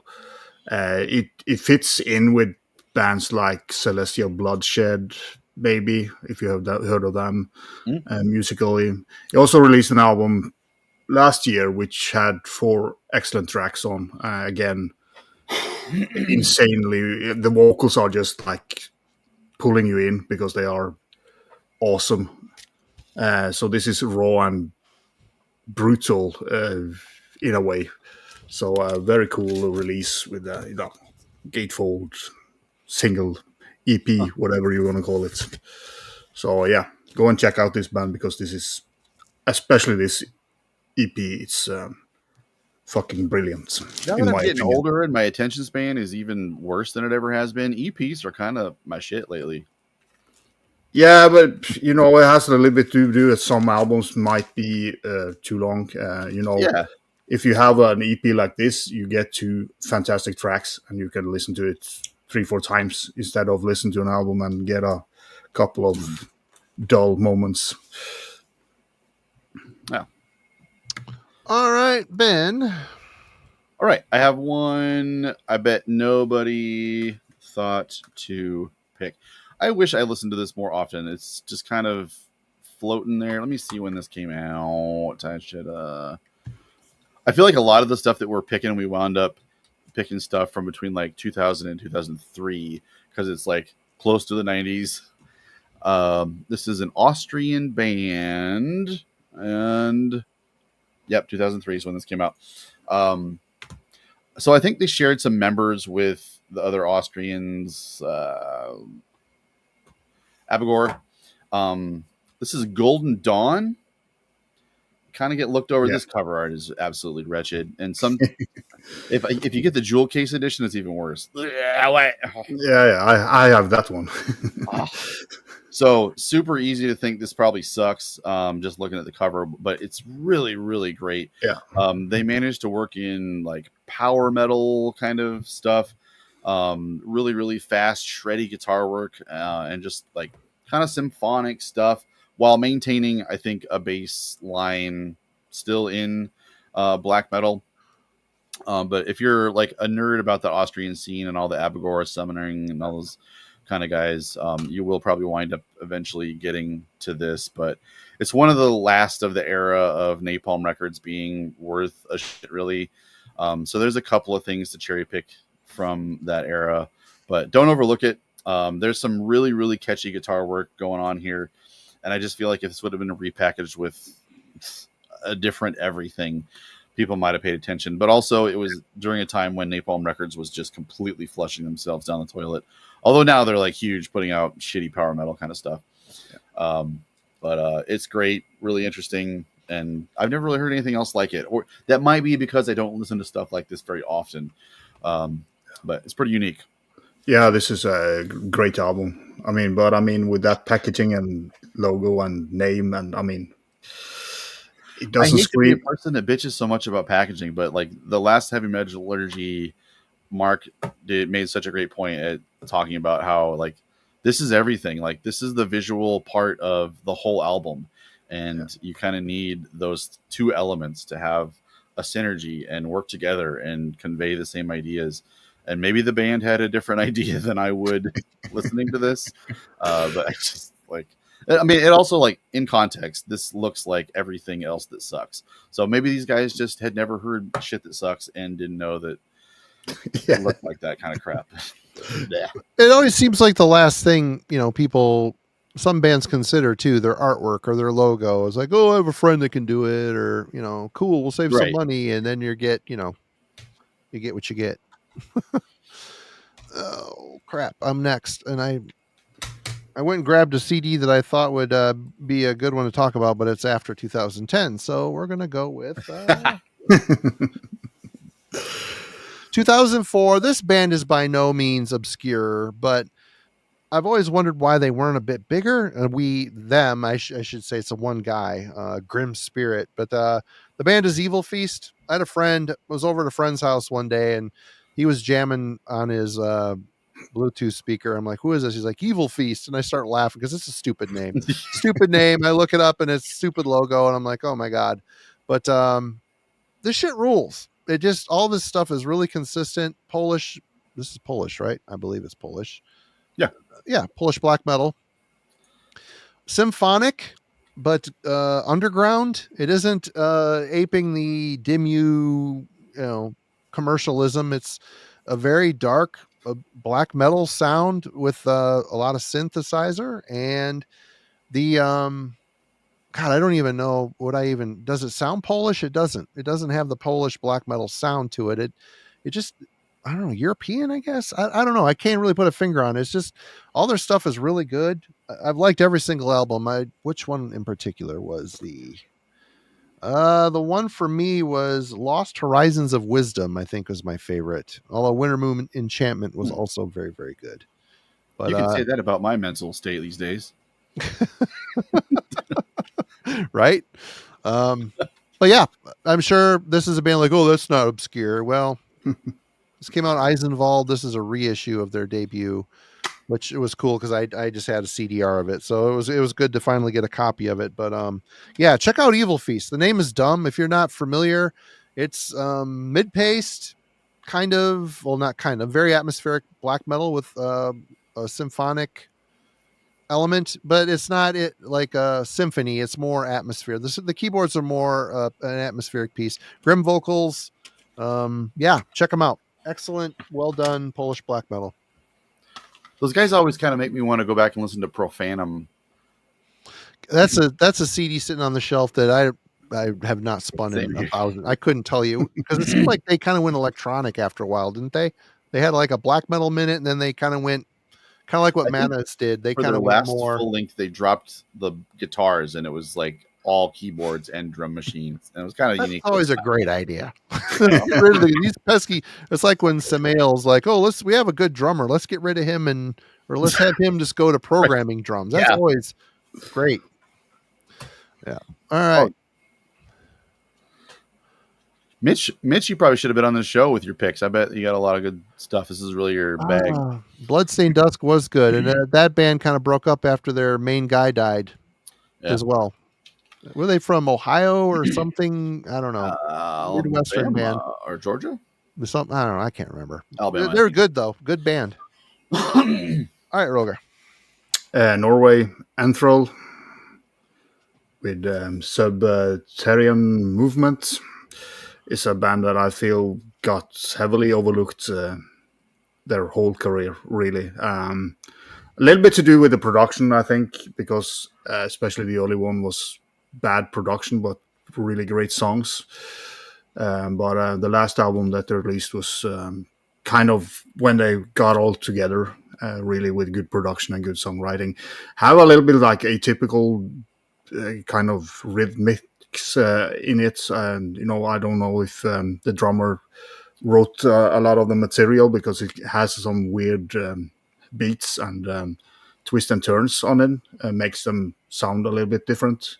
The drummer is also the vocalist, so that's not a lot of black metal bands to do that, but I think they had five or six albums out, and they're all pretty damn good. In my opinion, I've always been a little favorite of mine. Yeah, base of there you go. Hot Records. So yeah, cool band. All right. Big sunglasses.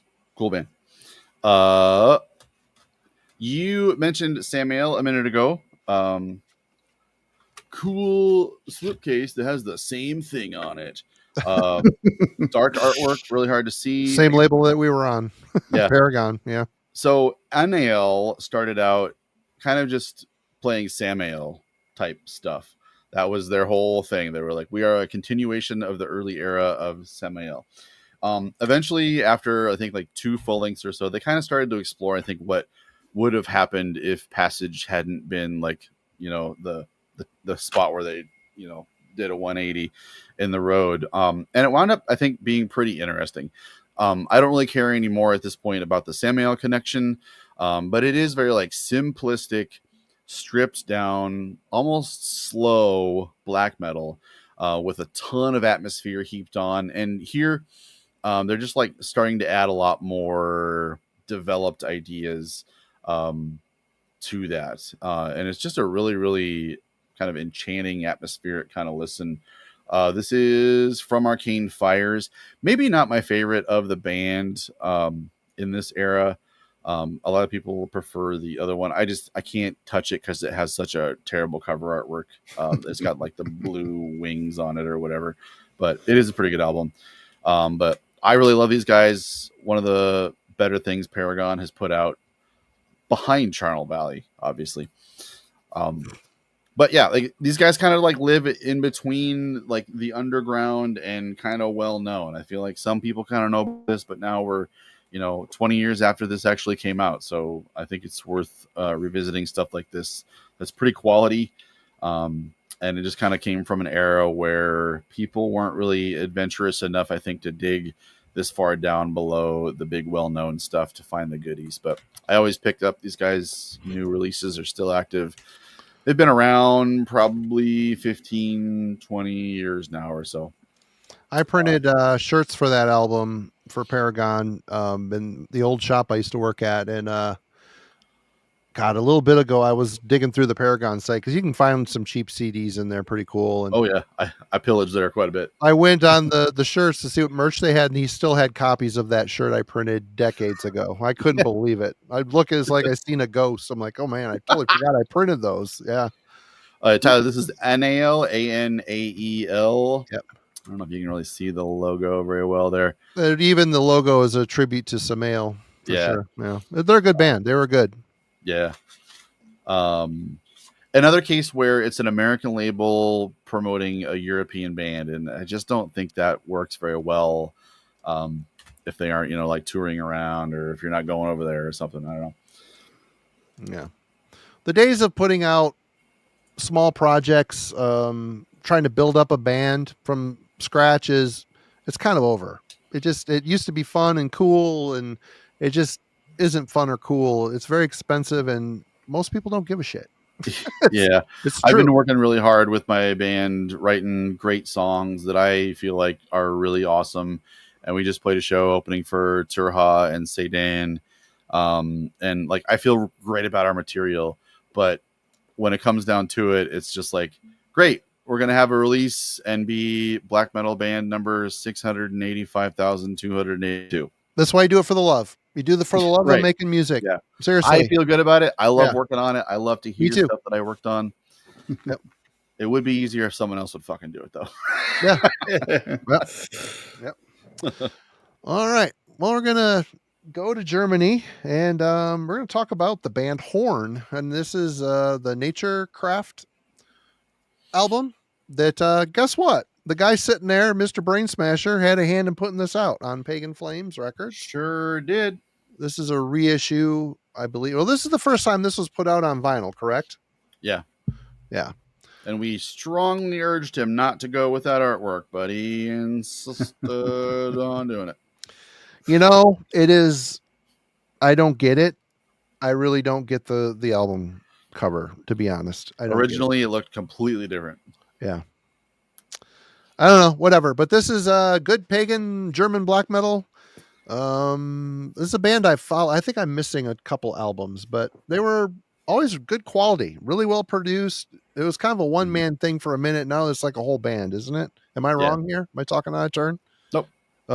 Yeah, but just very good atmospheric black metal with a pagan vibe. You have your acoustics in there and your folkish vibe mixed in with the black metal. Solid band. This is a good record. Ben and Ron did a good job putting it out, of course. This was your debut album too, wasn't it? The guys put out the first thing that I think it was. Yeah. People kept saying, you guys need to put out vinyl. And I was like, I don't know. Let's try reissuing an old thing. And I just always really liked this one. And I never was able to find a copy of it on CD. Felt like he had a pretty good following. But American label, European band. We did it with Volgafluster. Love that band. And we put out Mein Fesseln and still have a bunch of copies on CD if anybody needs it. Good shit, yeah. That I love Horns. Like his vocal delivery is just really so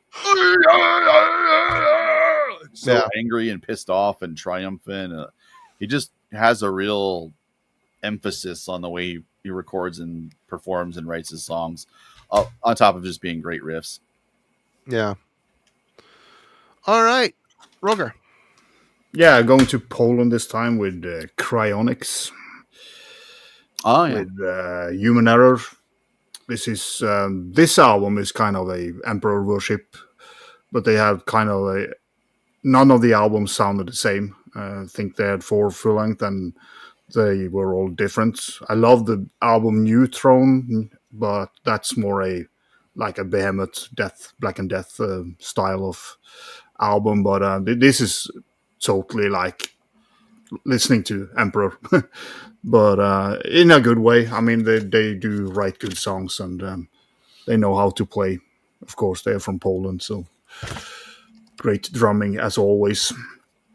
Never see this band, but I think it's just because they never were able to decide what style of music they wanted to play.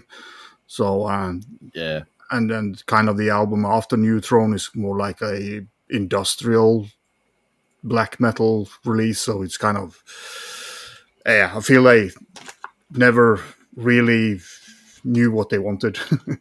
So I think that hurt their career. So I don't think they're active anymore. But yeah, go and check out the older albums. Are way more pure black metal. The 2 first albums. A name I've seen but never checked out. All right. I have. So this, I think, came out in 2010. I'm gonna go ahead and champion it. I don't feel like this band is very underappreciated, but they have a ton of stuff out there, and I don't really like. I don't know if I've checked out all of it, but none of it that I've heard I like even close to as much as I do this one. So the band is called Urfaust. They're from Belgium. And this one is Der Freiwillige Bettler. I don't know what it is. Like, I think this band has a very unique style, and it's really stripped down and raw and kind of like beer swillingly despondent and misanthropic in kind of a poetic sort of way. I was listening to this with my girlfriend the other day, and she said, like, I've never really heard vocals like that. It's almost like a Gregorian monk kind of thing, but he's like angry in a way. He has this great way of mixing kind of like clean vocals, but they're pissed off and kind of nasty. But it just has this loud, booming, kind of hallowed sort of production to it. And they use that sound ambience to such great effect on this album in particular. It's almost, I also kind of think like each song on it, I think there's like maybe 5 songs with a couple of intros and interludes and stuff. It's like there's a fast version of the same song and like kind of a mid-paced rocking version of the same song, and then kind of like a different kind of here and there. So each song kind of does sound quite similar, and the album almost plays through like a really long song. But I cannot get enough of this. I listen to this maybe 3 or 4 times a year, never get sick of it. And anytime I listen to one of their other releases, which people claim is amazing, I never want to stop listening to this one. So I'd have this weird habit where if a band puts out something amazing, I just kind of like stick myself there and I go, no way they could ever record anything better than that one, and I'm not moving. I'm sticking right here. This is all I need. I'm a simple man, and I listen to the same albums over and over and over again. So that's one of them. Any other fans of that one in particular? Yeah, I mean, they are pretty uneven, I think, in kind of the quality of what they have done, but kind of like his vocals, it's kind of a little bit theatrical. You know, he kind of plays some roles. I don't know if that's follow the lyrics or he kind of are different persons in the songs in a way. So yeah, pretty cool stuff. Really different, and they're just a 2-piece. Yeah. All right, we're going to Sweden again with Blodstrit, their 4th album, Hinterland. You know, this is one of those bands that they put out, let me see here, a bunch. They put out 1, 2, 3, 4, 5, 6, 7 records between 2001 and 2012. They're listed as still active, but I'm assuming they're not active anymore. You know, kind of in the typical Swedish vein, fast, punishing type of black metal, but not afraid of melody. Yeah, I remember getting this, and I have a couple others as well that I always found myself going back to them for a minute, and I haven't touched this record in a very long time. But I remember really enjoying this when I got it. Like the cover art, very cool. That's the best one, I think, for me at least. Really? Yeah. There's one I think after this with a church with blood running from the door down the road. Let me see here. Helvetis Hymner. That's the one I listened to. Okay, I really love that album. Yeah, that's good. Yeah, But, that's a good one too, if I remember right. I've never, and that's the one I like. This one is great. There's no way this band could do any better. I'm sticking right here. Yep. Blodsrit, check them out. It's good Swedish black metal that no one really ever talks about. Maybe it had its time, but yeah, we are here doing the service. We are here doing it. Yep. Trudging through the old times. It's interesting to see as like kids get on social media and talk about their black metal finds, and it's like I'm on TikTok and I see some black metal kitties and stuff on there, and it's funny to see the obscure stuff that they get into or try out, and I just like wonder where they came up with that, and it's or what influencer they might have gotten that from or something. It's just weird to see 30 years on what kind of stuff doesn't fall through the cracks and gets kind of brought out to the masses and is popular again. Like back in the 90s, I think Demolik was kind of like almost the joke death metal band, at least in my crowd, because the vocals were so ridiculous. But now it's like they are royalty. They're gods. They're absolute gods. And I feel like internet culture has like changed what they were into what they are now. Yeah, definitely. I mean, if you watch YouTube channels and people talk highly about an album, it will kind of force people to listen to it properly as well. I think a lot of bands get discarded if you don't like them immediately, especially now, because people don't have time to do what we did back in the days and revisiting the albums all the time. So I think there's a lot of albums that need to be kind of talked about more, and because it makes people go back and listen to them. Yeah. It's the same thing when I watch YouTube, with people showing stuff that I haven't listened for a long time. I always go and grab them and give them a spin just to check out. I hope somebody goes through this video today and reissues Atrox or Ulcus. Yeah. I think whose turn is it? Is it Roger's turn? Yeah, it's me. I can keep ourselves in Sweden. Berggraven. Great. Dödsvisioner. Kind of a little bit in the same vein as the album that Marty showed, a quality band, especially the early stuff. I think they kind of got a little bit too... I think they incorporated some saxophone on an album or two, which I hate, so therefore I don't like them anymore. But this album is awesome. Kind of a little bit in the vein of Shining, if you... I don't know. Yeah, something like that. A little bit depressive, but not depressive black metal. All the lyrics are about, dying and miserable things. So kind of fits. But it's kind of a band that I've seen, but especially the early stuff, I think is great. As I said, I hate saxophones in metal. So yeah, it's not right. I can't listen to the newer albums, even though they sound to be good apart from the saxophone. Frederick, I didn't pull Strid because it's not in the 2000s. All right. Yeah, I crossed my mind for a second there. But here's some Strid CDs. Yep. I think me and Marty have been avoiding picking this one because we both picked it. But no, go ahead. I'm going to go ahead with it. This probably was the first thing that came to mind when we decided to do this topic. Droughtran with Throne of the Depths. Yeah. Dude. That's a cool album.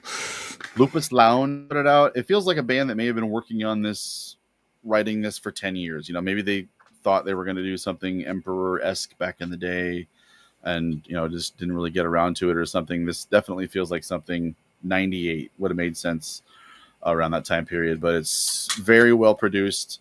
If I lied to you and told you this did come out in 98, you would easily believe it. But it just goes to show that it's worth checking out stuff from later eras. So it's kind of Emperor-ish. I can't really like think of other ways to like elaborate on that. I guess it has a lot more, I guess, depth in atmosphere without relying on symphonics or, you know, being very keyboard heavy.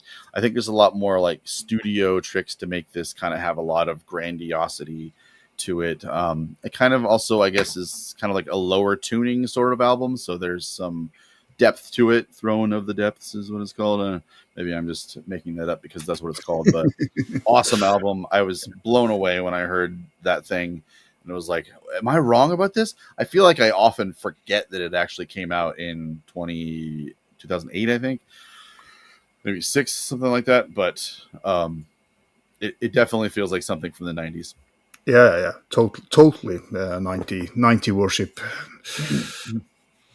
But Marty, you said they reached out to you back then to maybe put it out, and you thought, "Oh, this is too crazy, too many elements." That was part of it. It seemed like the structures were a little forced, and I was broke. I didn't have money just to throw into everything, and I kind of regret it because it ended up. I ended up buying a reissue of it, and it's on Lupus Lounge, and it's really good. I just haven't spun it in a long fucking time, but. Yeah. Woulda, coulda, shoulda. All right, I'm going to cheat again here with mine. This is a band that is very active through the 2000s, still is. This is their debut album called Snowland, which came out in 98, but it was reissued in, where the hell is it? Right here, 2012. But this album's great. This is Sorcier de Glaces. I don't know, SDG for short. It's French.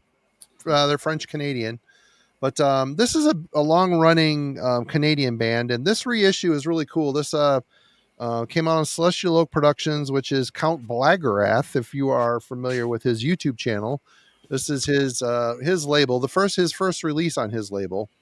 Basically, he put out Snowland, the original version of it, and then the band re-recorded the entire album for disc 2. So you've got the original version and you've got the updated version in here. It's a really well done package too. But this is one of those bands. They're kind of like you see a picture of them. They look like a couple old guys. They're probably dads. You know, this is their poker night every week. They get together and work on. They're very prolific. They put out quite a few records, and it's all solid shit. It's really solid, good, kind of Scandinavian slanted black metal. They covered an Obtained Enslavement song. That says it all right there. That's very cool. And they just know what's up. And I don't think I've got their latest, but I've got a good chunk of most of their stuff. And I've liked all of it. I think it's really solid. This is probably the one that, you know, a lot of people, it's been around since 98, but this reissue, if you can find a copy of this reissue, it is, he did a hell of a job on this. But yeah, they've got a bunch of records. Let me see here. Well, not a bunch. They've got 1, 2, 3, 4, 5, 6, 7, 8 couple EPs, 2 or 3 splits, compilations. They're very prolific. They're very good. Check them out. SDG for short, because I'm not French, but cool. Check it out. Finish. That was me cheating. Cheating. Yeah, this next one is an EP from a band that has a very uneven quality discography. But this EP has it all. They cover the rawness and this pests Daudafar. And this is absolutely fantastic. Raw and harsh and cold. Everything you want from a proper black metal. It's one song, 20 minutes. But it has kind of it's same song on both sides, but so you can save one side to have a great quality. But yeah, I mean the band overall, this is the only thing I have with them because I think this crushes everything else they. I think I have a promo of that out in a box out there, and I have one other there, a newer one past that one, I think. Yeah. I don't know. But this is fucking. I do have the promo as well. I need to revisit. I managed to find a original vinyl of it, so it was fucking brilliant. If you want some evil, primitive, raw black metal. That's not an original vinyl. That got reissued. No, this is original. Oh, okay. No colors. Oh yeah. The super thin, the no color shit had super thin jackets. It's like, oh my god. Yeah, it's kind of, but it's kind of like, no colors records. Oh wow. I don't know if No Colors released any vinyl that had color on the jacket. I guess that would make sense, right? Oh, you have the inner, that's fantastic. the lyric sheet. Wow. So, don't get more black metal than that. No. Black on black lyrics. Pay for a black insert just to fuck with people. God. That's like the most fuck off attitude. Don't read it. You don't need to hear it. But it's here. Yeah. All right, Ben, what you got? I'm going to stretch time just a little bit. This came out in 99 on CD. I believe the LP came out a little bit later on Autopsy Stench Records. German band, German label. I talk about this as often as I possibly can because it rules. Grim, scathing, ugly, murderous, blasting, unholy black metal. It's called Black Dominated Annihilation.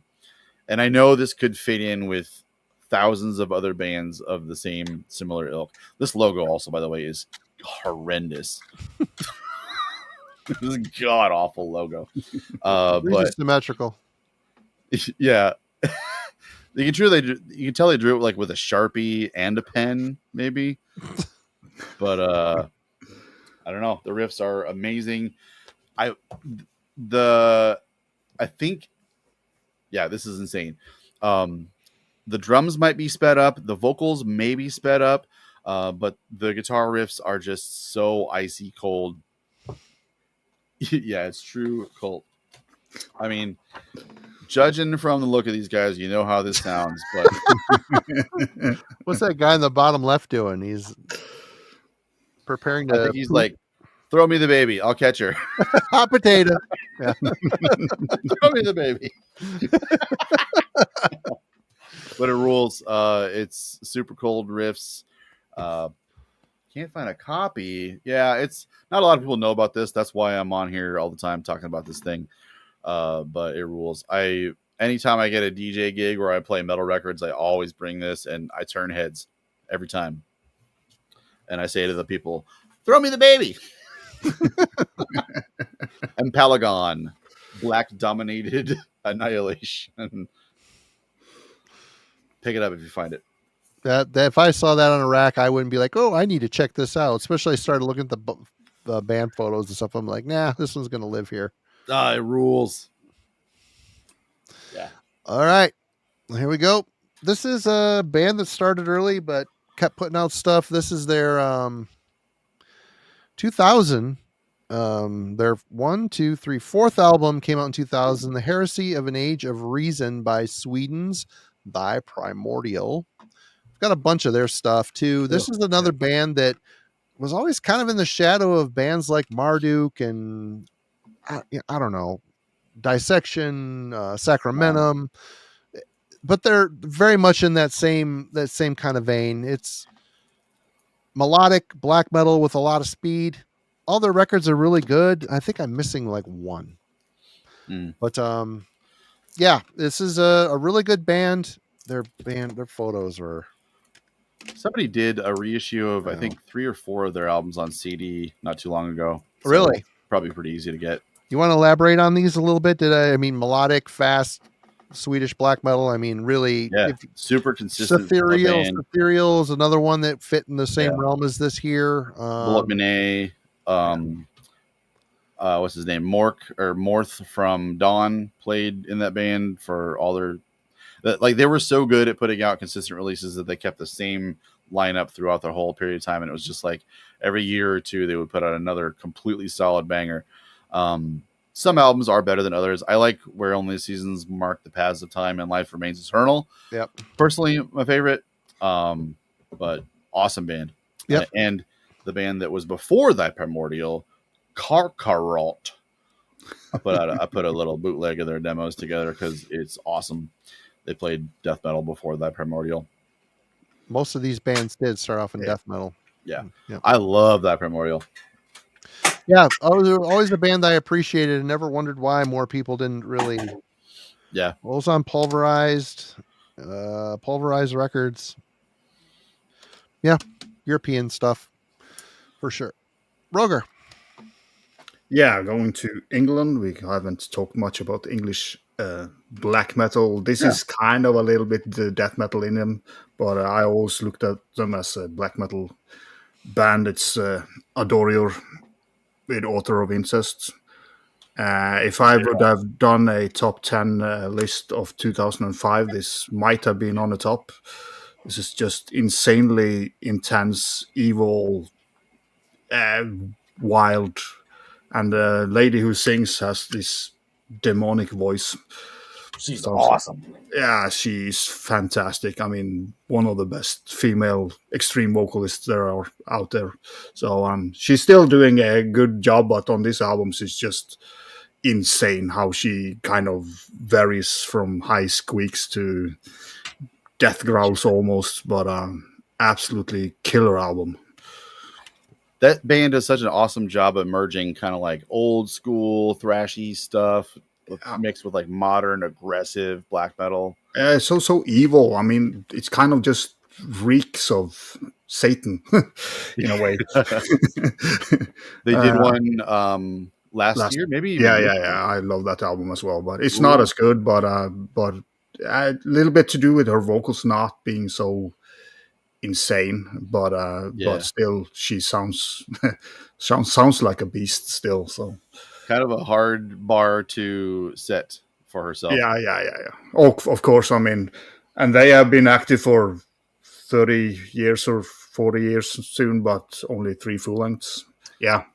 It's the debut on Head Not Found, which is a weird home for them.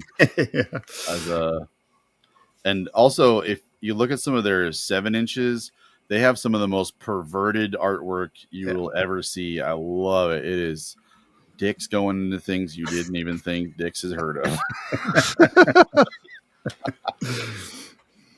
Yeah, it does need a reissue. Yeah. Crap. Everything I'm pulling is. Is it whose turn is it? Probably mine. You're on me. Yeah. Yep. I think we're winding down. We're running out of picks. I've got 2 more. I don't know what other ideas we could have, but I really threw a wrench in the gears with the topic tonight. I'm gonna go to Norway. You might hate this if you know what this is, but the Apotheosis with Farthest from the Sun.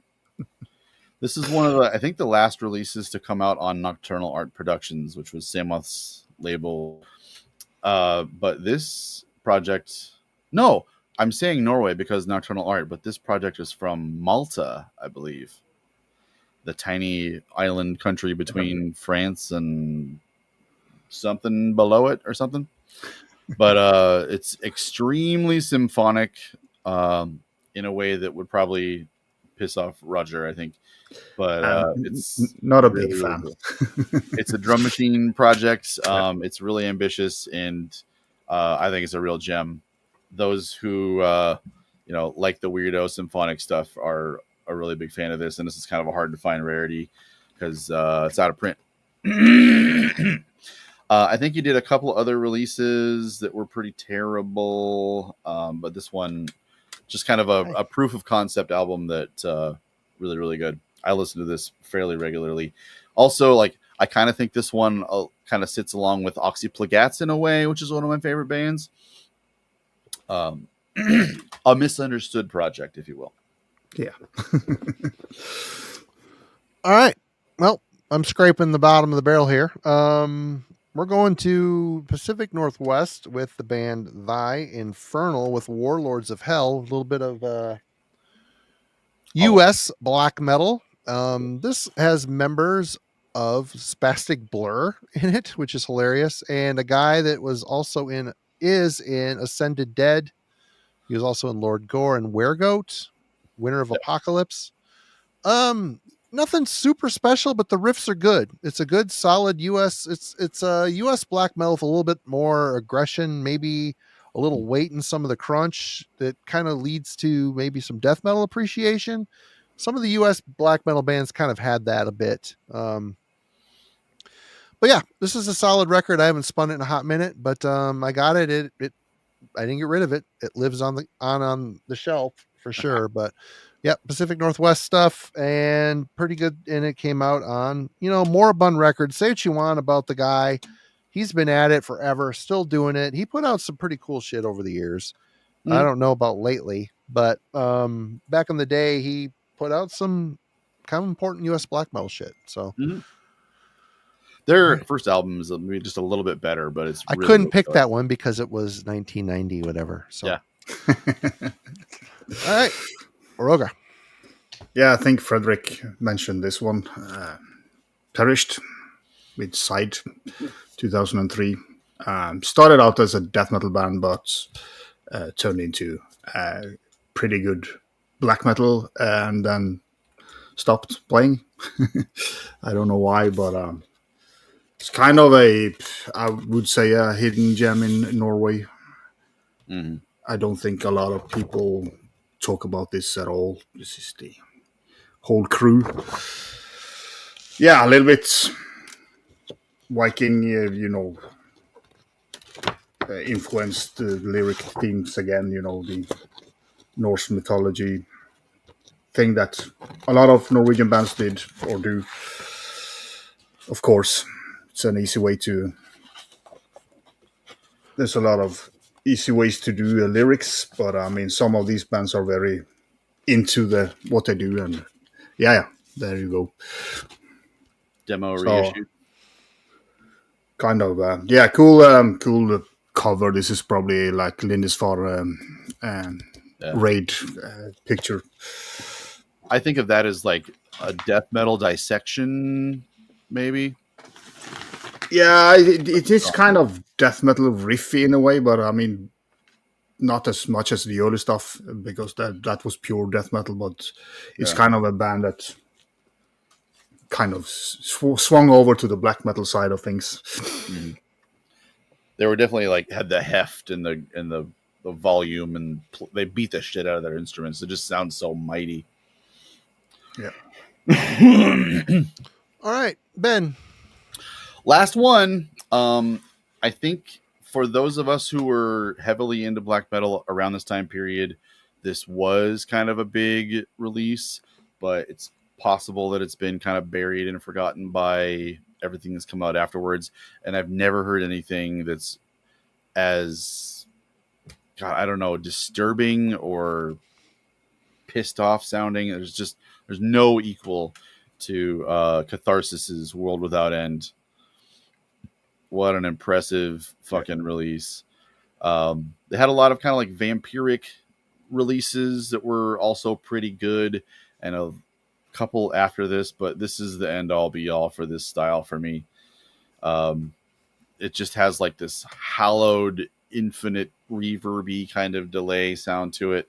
So fucking evil. Any other fans? Yeah. Great band. I don't think I own any of it, to be Oh, honest. dude. Seriously.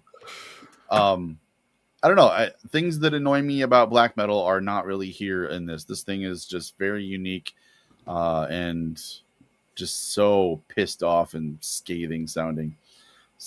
If the skies were raining down and, hell was here, it would sound exactly like this. Raging shit. Yes, Nettle Carrier absolutely rules. Good on you, Devin. All righty then. Well, I live in Michigan, and late 90s, early 2000s, I was starting to finally get down and do as many shows down in the Detroit area as I possibly could. And this is a band I saw quite a bit, and that would be Summon, which is a band that is born out of the ashes of Masochist, which is a pretty legendary band for US black metal, and also member of Lucifer's Hammer, who is another band I've seen a whole bunch over the years. Which I actually had one of the Mists of Time picked for the 90s. If we were going to do the 90s, yep, I have that one sitting here too. I just didn't. That's not 2000. Nope. But this band, the drunker they were, the more fierce and awesome they were live. I don't know how, because they were just a blast furnace, man. Yeah, Chaz, they'd just be falling all over themselves and get up on stage and absolutely crush. It's like it was what they were born to do. But great. Saw them probably about 10 times over the years, and it was fantastic. Good stuff. These are 2000s Baptized by Fire, and the follow-up to that is No Thoughts from the Sky. Again, Moribund Records. Is that right? No, this is on Black and Moon. Chaz's label, Black and Moon. But yeah, really solid, fast, intricate black metal, a little bit of Bathory thrown into the mix. You got that Southern Michigan aggression toiling away here. It's always were a great band, and yeah, and the guy one of the singer guitar player, Sean, is also in a band now called Cavalcade. We've played a show with them here a couple years ago. They're kind of weird all over the place. They play like Cure covers and then go into like weird black metal and then into like post rock, and they're just all over the place, and pretty interesting stuff. So check out Cavalcade if you're into bonkers type of stuff. That Fallen, I believe, is maybe the only album I've ever heard of, metal album anyways, that was recorded in Dolby 5.1 surround sound. I don't know who is sitting around listening to black metal on surround sound. Although, I don't know if I told you guys this. I went to a studio a couple weeks ago, and they have Dolby Atmos technology. It's this new fancy thing where it's like 3D audio.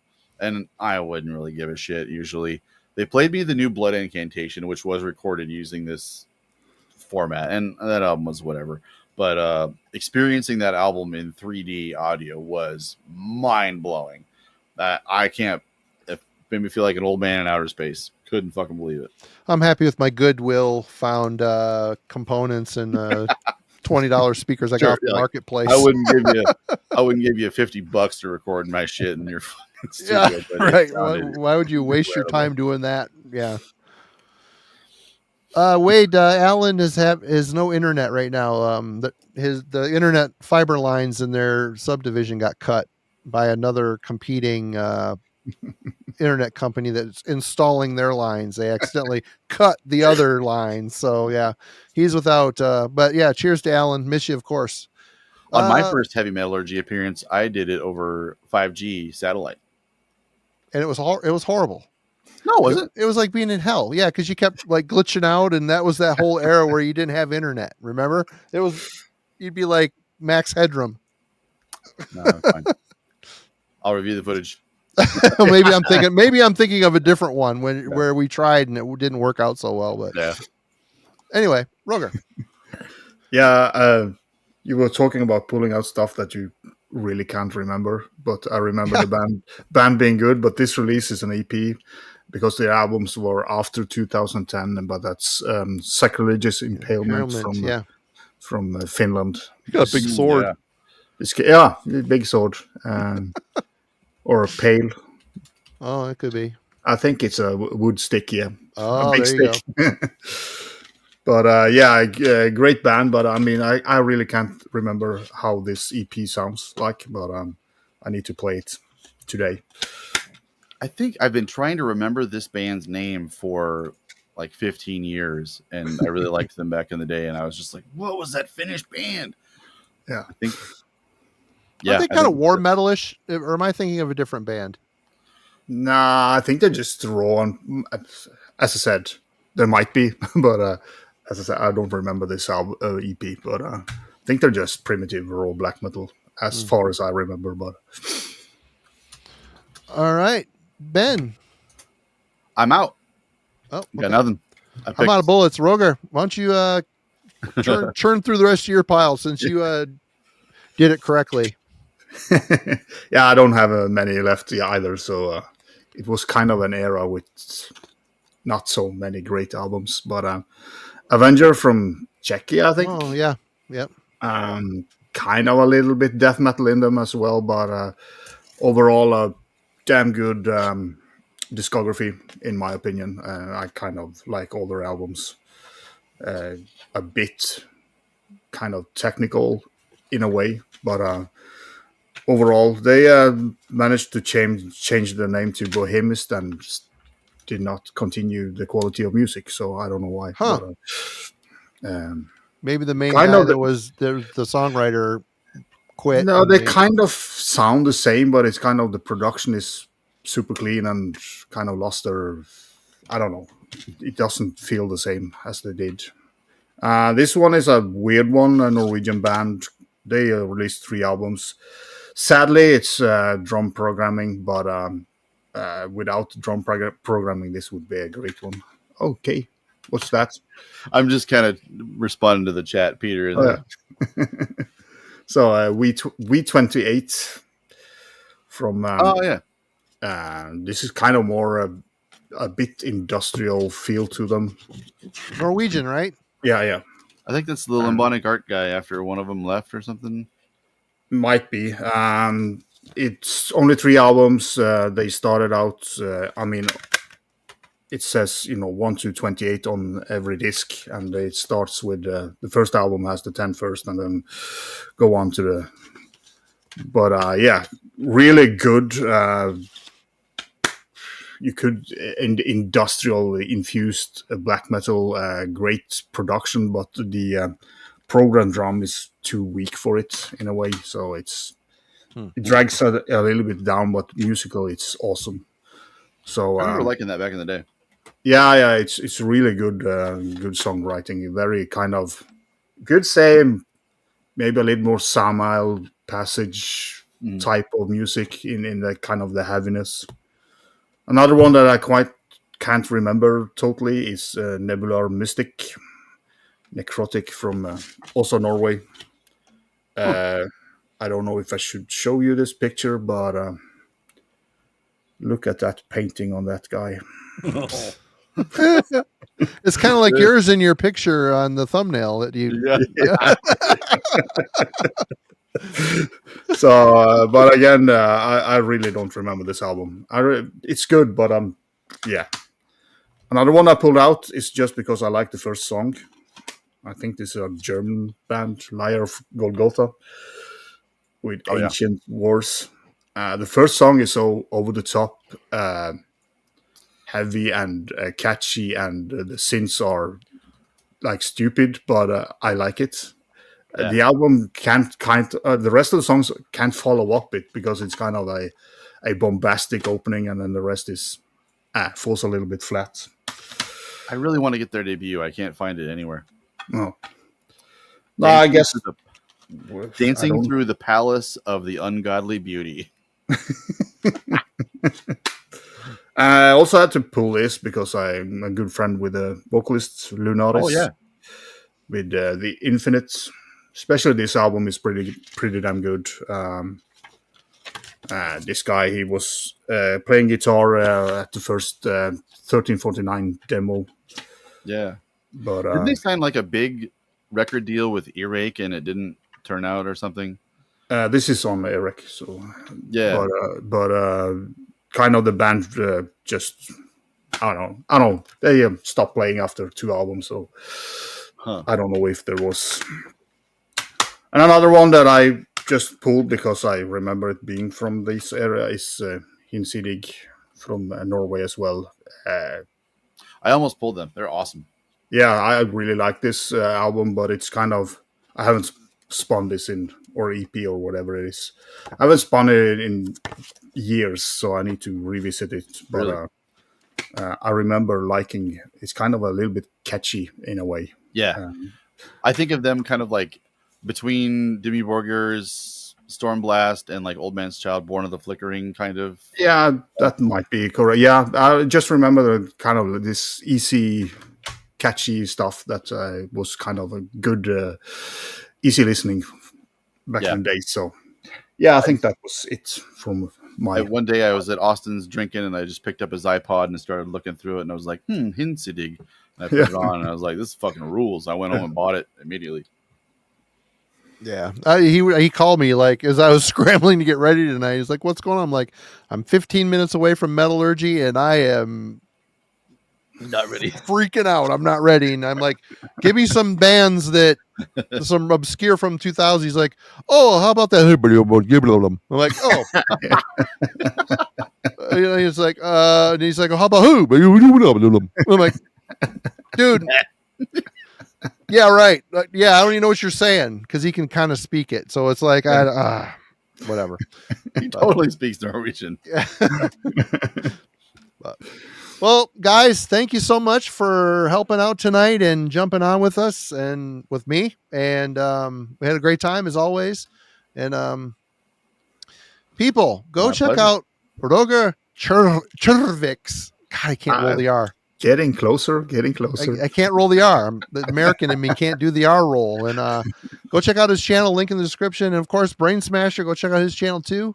Chances are, if you're watching this, you've already subscribed to him. But both these guys are putting out some killer shit every month. Please go check it out. What's going on? Roger, you got anything coming up that I was thinking about doing like a top 10 of the first half of the year. Maybe also might do a review on an album, so I can send it over to you if you. Sure. Kick ass. Yeah, I probably will do it this weekend if I'm able to do it. But it's a new Norwegian release that kind of creeped pretty high up on my list already. So nice. Okay, gotta do it. Cool. Ben, how about you? What's going on over in Brainsmasher land? I mean, I haven't uploaded a video to my public page in probably 2 or 3 months or so, and it's just been collection updates. I've been really busy playing with the band. I've been trying to really let that be my main focus creatively. I've been doing a couple of stuff on my Patreon, a couple of videos there, a couple of podcast episodes that are free on my podcast or on my Patreon. Making a lot of music. My Bandcamp is bensmasher.bandcamp.com. Doing Diavor and Necrotic Theurgist over there. I will probably, since I picked a bunch of stuff from what was going to be the 90s underappreciated stuff, I'll probably just turn it into a video and do that sometime here soon. Do another stream and we can do it. We could do it over there. I've got half a pile picked already for it. So. You can have that like a backup if you need one, quick one. Now you're ready. We could stream for your Patreon. That'd be fun. Yeah, I thought about it. Yeah, I think we could probably manage that. So, yeah, Simon says subscribe. You can. It's only $6.66 a month.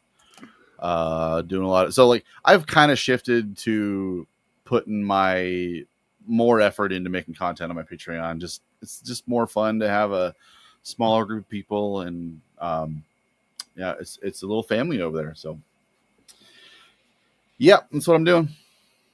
Right on. Well, over here at Heavy Metallurgy today, we put up a review that Jürgen from 6 Beers, 9 Wives did for the new Sodom. I got the song samples a little too loud in the mix. Sorry, it was late night, but got it. So much fun editing that video. Go check it out if you haven't seen it. It's funnier than shit. He looked great. Oh, yeah, he looked great. Yep. Next week, Wednesday, Album Club. I picked The Force by Onslaught. We're going to be talking about a English classic thrash album. So come check that out. And then Friday, I believe Carl from Majesties and I'm drawing a blank right now. Skilldum's the new release that Alan just reviewed, and then I can't remember his other band. Anyway, he'll be on next Friday, and there might be another guest. I don't know for sure if that's sorted out yet, but I'm not going to say it until it happens. So you might see if you can get the other Majesties guys. They've been practicing all week. Oh, really? Cool. Mm-hmm. Yeah, I've talked to Tanner a while ago before his accident about coming on doing something with Greek metal or Greek black metal, and That There might you go. happen at some point, but That would be great. anyway, everybody, thank you so much for joining us tonight. Another fun time, of course. And thanks to my son for modeling his arm in a gauntlet for the thumbnail this evening under great stress and duress. But we will see you next week. Thanks a lot, everybody. Take care. Bye-bye, y'all. Right.